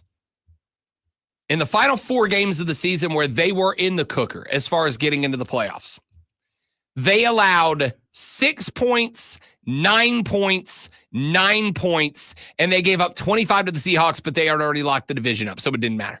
In the final 3 games where they were actually playing for something, their defense allowed 6, 9, and 9. That's a pretty good defense behind Jared Verse. I'd be real careful about that defense. They're going with the Vikings. I'm going with the Rams. Is it the Detroit defense though? Detroit Lions. Is it? That's all I'm saying. No. Yeah. But it might be with the injuries because they lost another, 2 guys in that Vikings game. They're down to like 3 of their starting 11. Still real good because it's a mentality culture thing. But at some point, mentality and culture doesn't make up for a step backwards in talent. And it is clearly a step backwards in talent. We'll see. Broncos on the road at the Buffalo Bills. The Broncos' strength of their team is the pass rush. I don't think it matters with Josh Allen on the other side. If there's a quarterback that I want against the pass rush, it's Josh Allen, maybe even more so than Lamar Jackson. If the Broncos win this, it would be the biggest upset of the first round. Nobody sacks Josh Allen. Give me Josh Allen, and the Buffalo Bills by a lot. All right. I know what you're going to say when I do this. I know what you're going to say. Pick Denver. The biggest upset of the playoffs. Can you hang on a second until I get all my hater clips lined back up? Okay, that's fine. Yeah. Denver has a very experienced coach who's actually won in the playoffs and won a Super Bowl. Something that hasn't happened on the other side. When that happened? Doesn't matter. Some teams never win in the Super Bowl. Mm-hmm. When's the last time Buffalo was in the Super Bowl? There's a lot of hype about Buffalo. I don't think they're going to take Denver seriously. I don't think they're going to take Bo Nix seriously. And I think that Denver upsets Buffalo. The haters. All right, so here's the thing. So the people who were watching when Mario was on, and I already put that out there a little bit, and the reaction from you two was hilarious to the point where people were going, what was that? Exactly, because you can't fathom in your minds that is a possibility. Correct. And it's definitely a possibility. And part of it is because of a low burning hatred for the coach. No, it's not. It is. No, it's not. That's what we see it. So let me get this right. I'm going to speak for we. You do that a lot. Your anti-Josh Allen campaign, which has been raging for years now, that's not why you picked I'm not anti-Josh Allen. I think that his fiance is awesome, and I love her in Hawkeye. The haters. Oh, my bad, Jim. That's on me. That's my bad. What are we doing? So if you're going to pick an upset this week, it ain't this one. Okay. I was power ranking probable upsets, this and Ravens Steelers are at the bottom of the list. Which is our next game, Ravens Steelers. Baltimore. I don't know what happened to the Steelers. The Steelers are cooked. I know what happened to them. They're cooked. I know what happened to the Steelers. Russell Wilson happened to the Steelers. Mm-hmm. And Baltimore. Definitely all and entirely. Which means since you agree with me that Baltimore is going to win, you agree that the problem is Russell Wilson. No, that's not how things work. It is. It's absolutely. That's absolutely what. That's not how. We all heard that. The entire world heard what you just said, that Russell Wilson is the problem. No, not even kind of, sort of, a little bit, maybe, possibly, potentially close to what I said. All right, we'll pick the rest of these games. Let's ride home because they're going home. And we'll get you set up. We'll let you know the latest weather information as well as finish up our super wild card weekend picks when we come back on the Rob Brown Show in the Fan Upstate. Started to ask you, what word are you saying? And then okay. What? Gotta say super where you get fired from radio.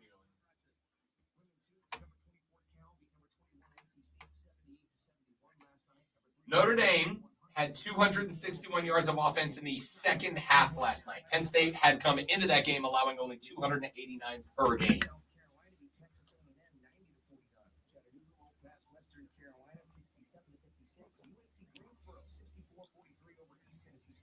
This is amazing how often this happens, that people come in with a certain tenacity and they come really hard in the first half, and then it evens out or gets really bad in the second half.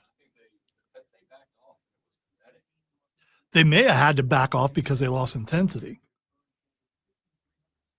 I mean, there's some really bad defense being played in the second half.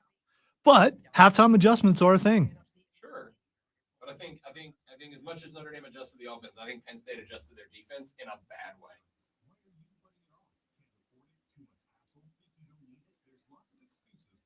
Quinn Ewers ranked number 116 in sack avoidance. He took a sack.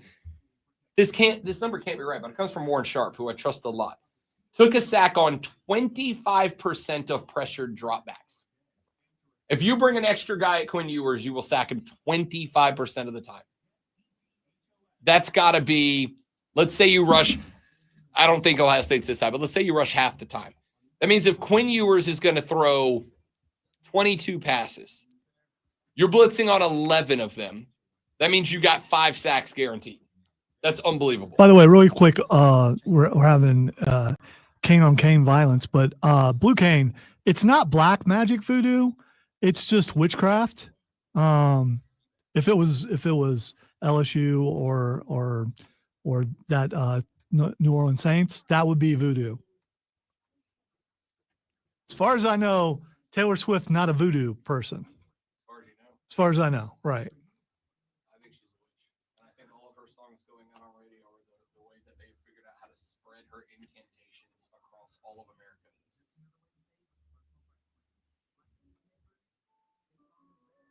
Can't believe you're speaking out against your queen. I love JT. I still think she's a witch. Oh no, I just did that defamation training yesterday. You probably shouldn't. I also don't believe witches are real. It's a joke. By the way, witches are real, but people who think they are witches are real. Yeah, they just don't really have any power. People think that they are witches, and those people are real, but witches aren't.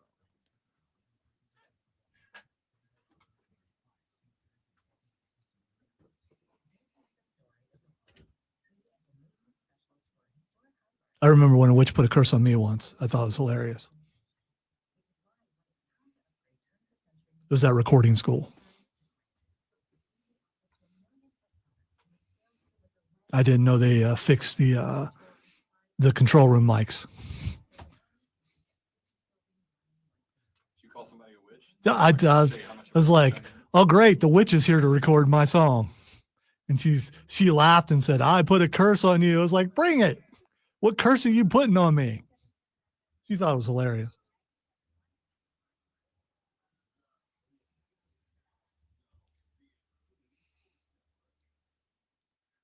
She always walked in the room. It was the smell of leather and hemp. It was weird.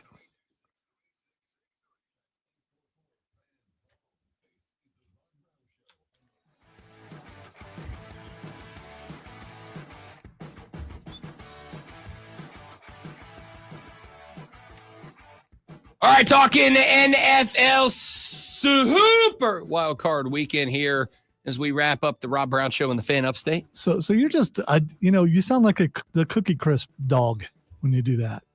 Is that where you got that from? That's what I was going for was the Rated R Superstar. Okay. Maybe he got it from But then I just got told I sounded more like the Cookie Crisp dog. You know who I'm talking about, though, right? That is officially the last time I will ever do that bit. Ladies and gentlemen, welcome to Super Wild Card Weekend. Hope we all enjoy Super Wild Card Weekend. I apologize to everyone that I caused him to not do it again, but he'll forget. Like 5 minutes from now, he'll still do it. No, I'm never going to have anybody else say, wow, Rob, that sounds like the Cookie Crisp. Do you not like the Cookie Crisp dog? You understand there's a difference between like and totally cool with having my entire career-centric activity compared to it. It was one word that you've been doing. You haven't done that forever. Just in the back of your mind, you were thinking of cookies and milk. Ladies and and gentlemen, delicious they are. Upcoming the NFL Super Wild Card Weekend. You don't have to go NPR. Just, we have gotten through all but 2 of the games. Ravens-Steelers is one of the 2 remaining this weekend. The Ravens won in Week 16. The Ravens have lost 4 of Jackson's 5 career starts against the Steelers. That was raw professionalism for me. And he had just 5 passing touchdowns to 8 interceptions against that team. But they knocked off the Steelers 34-17 a few weeks ago and have gotten even better since then. I think there is. I commend you. That was tactical. You're damn right it was. You're damn right it was.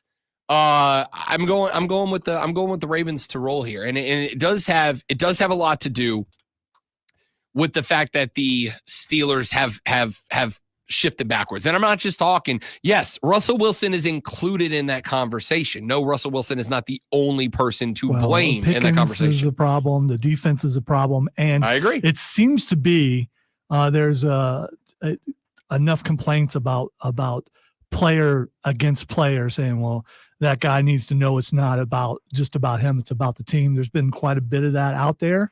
So is this which is interesting because Mike Tomlin's whole thing has been culture, right? It's always been culture. Did he lose the team? I mean, it's hard to say no, right? It's hard to say no. Defense suddenly giving up 27, 34, and 29, 3 out of the last 4. The last game that they did not give up more than 20, they give up 19 to the Bengals. But they were both playing for the division in that spot, and they lost that game. So it's hard to say no. In fact, I've seen a couple of spots. Who was it the other day? I don't remember. One of the big name, big talking heads on ESPN the other day said something to the tune of, I want to say he said it about New England, Tennessee, one of the bad teams. He said, I'll tell you what I'd do right now. I would call the Steelers and I would ask about a trade for Mike Tomlin, because the one thing that Mike Tomlin can do is culture build. He built this culture in Pittsburgh that has led to all these 10-win seasons. And I'm like, it's not unfair, except for I would look at these last 5 weeks of the season. Because, they beat the Browns in the last win they had, which was 5 games ago. But they won that game 27-14 with a late score, if I recall correctly. And it was the Browns. It wasn't an impressive win. It wasn't something that I hang the hat on and go, yeah, we lost 4, but look at what we did before that. Then we just went on a down streak. This team got Mike Tomlin, I think, great one. This team got Mike Tomlin to his 10 wins when they beat the Browns. I don't think they quit.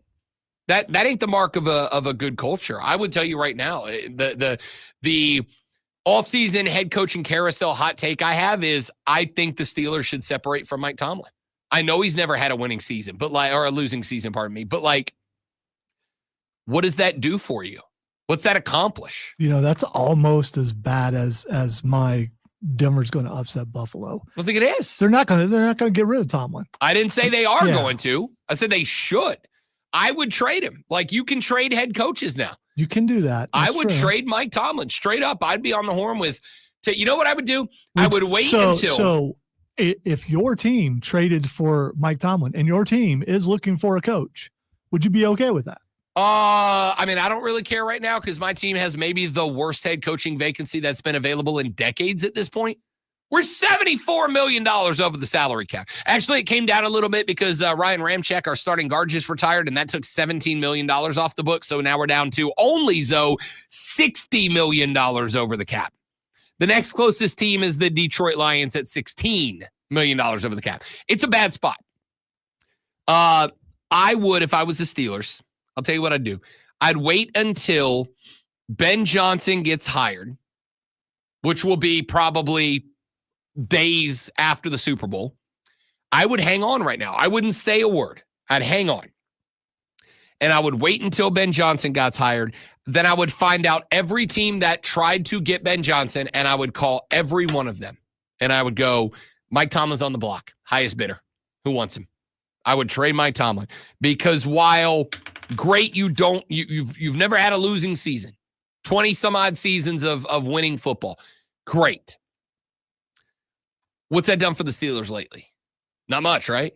Not much. And this year, with 4 consecutive losses to end this season.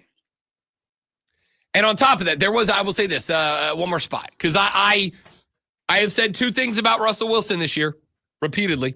Number 1, I don't think what happened in Denver was Russell Wilson's fault. I think it was Denver's fault. And I agree that it had a lot to do with the entitlement and the private office and the coaches and all that. Who let him have those things? The Denver. This is like, there's nothing I love more than when parents go out there and whine and moan about participation trophies for kids. Who gave them to the kids? The kids didn't go buy their own participation trophies. Someone gave it to them. It's kind of the same thing here. I'm going to go get the bag. As I've said 100 times, do I deserve my own separate private office with its own luxury bathroom and pinball machine and basketball goal and all that? No. But if the boss came in here today and said, hey, Rob Brown, we're going to build a third story on this building, and the whole third story is going to be your office. Basketball court, pinball machine, catering section. Do I think I deserve that? No. Would I take it? You're damn right I would. By the way, new pinball machines introduced at CES. When you're done, you can take your phone and put it on a barcode, and it will save your progress. The next time you come to play pinball, you start right back where you were. That's pretty dope. That's pretty solid. I would still take it because get the bag, young man. If somebody's going to make you an offer, take the offer. If somebody came to Russell Wilson and said, hey, would you like your own private office? Yeah, it turns out I would. Yeah, you know who else would? Everybody. I don't think it was offered. I think he demanded. As I said earlier with Mick Cronin, as I've said earlier with the Carson Beck situation. me. If you think the player is entitled, don't give them the stuff. You're allowed to say no. Why is this so hard? Well, these players are all so entitled now. Then don't give them the stuff. Well, in some cases, like may have been the case in Denver, I don't know. The owner may have given something to given Russell Wilson all that stuff, and then a new coach comes in and is like, "What?" Still, not the quarterback's fault. I don't care if the boss downstairs comes up and says, Rob, third story private office with a basketball gym and a pinball machine, or if the direct report comes up, or if the janitor comes up and goes, hey, it turns out we have a third story up there, private office. You want it? Yeah, I do. I'm going for it.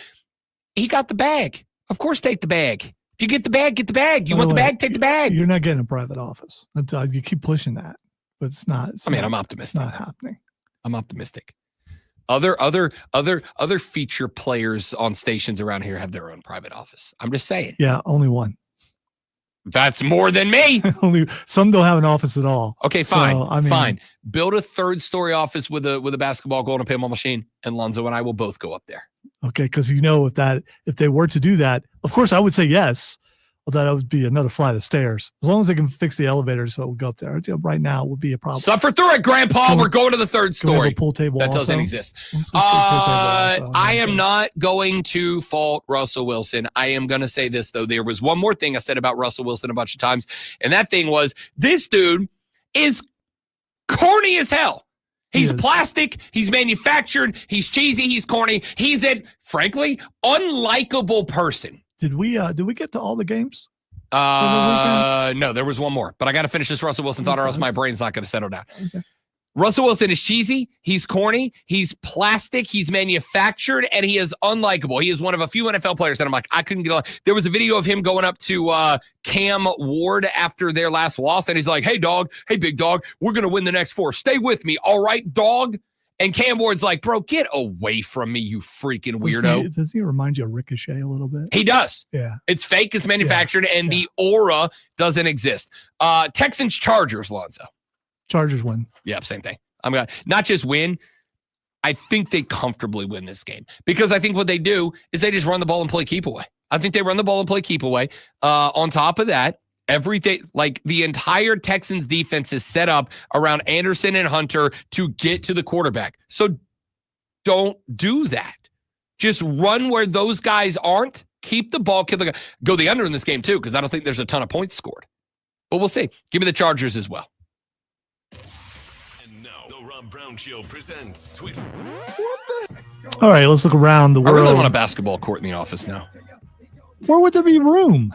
I didn't say I know how to do it. You will knock something down.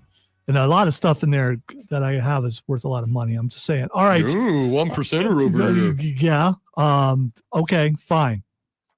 Make sure it only bounces on your side and break all your stuff. I have a lot of money. Anyway, we could, if you want to break all your stuff, go ahead. Just don't let it bounce on my side of the room. The first thing that's Xing is horns down. I don't know why, but it's Xing for some reason. Don't forget, people, that's hate speech. Okay, bit offensive. I almost did it on the stream. Can you? I know people. Nobody likes Texas. I know you can't. I know that's why it's trending. I know people hate the wave. Can you like do the wave as horns down? That would be kind of cool, I think. Nobody likes Texas. It is absolutely hilarious. And you know how I know nobody likes Texas? Because everybody's pooping on Texas and they're playing Ohio State and people are pooping on Texas. What's that? I don't get what that means. Nobody likes Ohio State either. That is not true. That's absolutely not true. All right. The next thing that's Xing is Hoda. As in Cotby? Is that how you say the last name? Yeah. Okay. Hoda Kotb. I thought it was Kodib. I thought it was Hoda Kodib. Is it her birthday? No, it's her last day. On a show. Yeah. Okay. Why would I say I don't know. Last day as in death? I don't know. I was like, that's a weird way to put that. And then I was like, that's a weird thing to say. Rob, they're pulling the plug today. It's her last day. No. Hoda Kotb. It's her last day on it's what? Good Morning makes sense. America Yeah, it makes or sense. something? All right, Yeah, got it now. so Got it now. A lot of celebrities coming out to tell her. I will bye. say this. A lot of people hate on her, and I get it. I'm going to tell you straight up. If I could get a show that they paid me to drink wine while I talked, I'd take it too. The Saturday Night Live skits making fun of her is how I first discovered her. I'm glad she won't be on the parade anymore. Her face doesn't move. The next thing that's Xing is Samoa Joe. Did he return this week? Fingers crossed. He did not. And I got to be honest, I don't know why Samoa Joe is trending. I'm looking at him, number one trending, at least on mine. I've tried to look it up, trying to figure out why. I think it's more like people are wanting to know where he is. He just left to film the second season of Twisted Metal. Which, by the way, I've watched 2 episodes of. Yeah, I watched a couple I really episodes. need to get back around to that. Yeah, I really me too. liked it. It's one of those things where something else came out, I started watching it, and it's like, I'm going to watch that next week, and I never got back to it. Yeah, so I don't know why, but a lot of people speculating that he's taking on another acting role somewhere. And then there's other speculation that he'll be the next guy finding his way back to the WWE. I don't know, man. Like they made him an absolute dog for a minute there in AEW, and he was cooking. But they did. I think I'll tell you what AEW He's is always gonna have good, to do. but he's too often hurt, and that's the problem. That is a big problem. They are going to have to get to a point at some point where they stop just circling the belt on the same 5 dudes. They just have to. And finally, the last thing that's Xing, and this is a question I've asked Rob several times, so I'm going to ask him again. Look out the window right there. I don't know what a snow cloud looks like. Stop asking me. I don't know. It's a cloud. It's gray. It's all over the place. Really? Maybe. That's just one cloud? Because I don't see separation anywhere. That's just like a blanket, isn't it? Hey, Google, what does a snow cloud look like? Snow clouds, typically called nimbostratus clouds, often look like dark gray, thick blankets. Check. They tend to cover the entire sky, blocking out the sun completely. Check. Uniform and featureless. Unlike some clouds with distinct shapes, nimbostratus clouds often appear as a flat, featureless layer. Check. Wet appearance. They sometimes have a slightly fuzzy or indistinct edge, giving them a wet look. Check. They're wet clouds. They're big, gray, uniform, wet clouds. Well, check. That's a snow cloud. It also Sure. mentioned what I had said before, blanket. I mean, it's like a big old gray blanket. That's what it is. That's what we got going on today. Be careful out there. Be careful out If there. you see a flake, don't panic. Be careful out there today. Be careful out there over the weekend. I need you all good and ready to roll on Monday. Have a great weekend, everybody. Don't drink and drive. I'll punch you in the face. And if it snows, don't drive at all. Just stay home. Enjoy your snow day.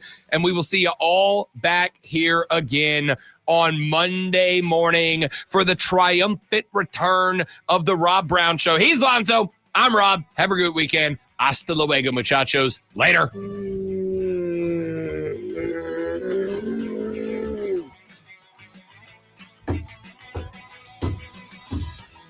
All right. I think I hate that worse than the thing. Really? Yes. Yeah. I just. Somebody just texted and said, you made my Siri go off. How? You said, hey, Google. Well, they're Google. Oh. If they're on an Android, they have Google too. Oh, okay. All right, dudes, I got a jet because I have more fun. He's just leaving to beat the snow because he's from Florida and he doesn't know how to drive in the blanket. What do I do? I don't want to. Yeah. The difference. You don't want to dare dodge again. Sincerely, be careful out there, everybody. Be safe. Be smart. We'll see you back here Monday. Thanks for being here. Tell your friends about us. We're trying to get rich and famous. Goodbye. That was nice.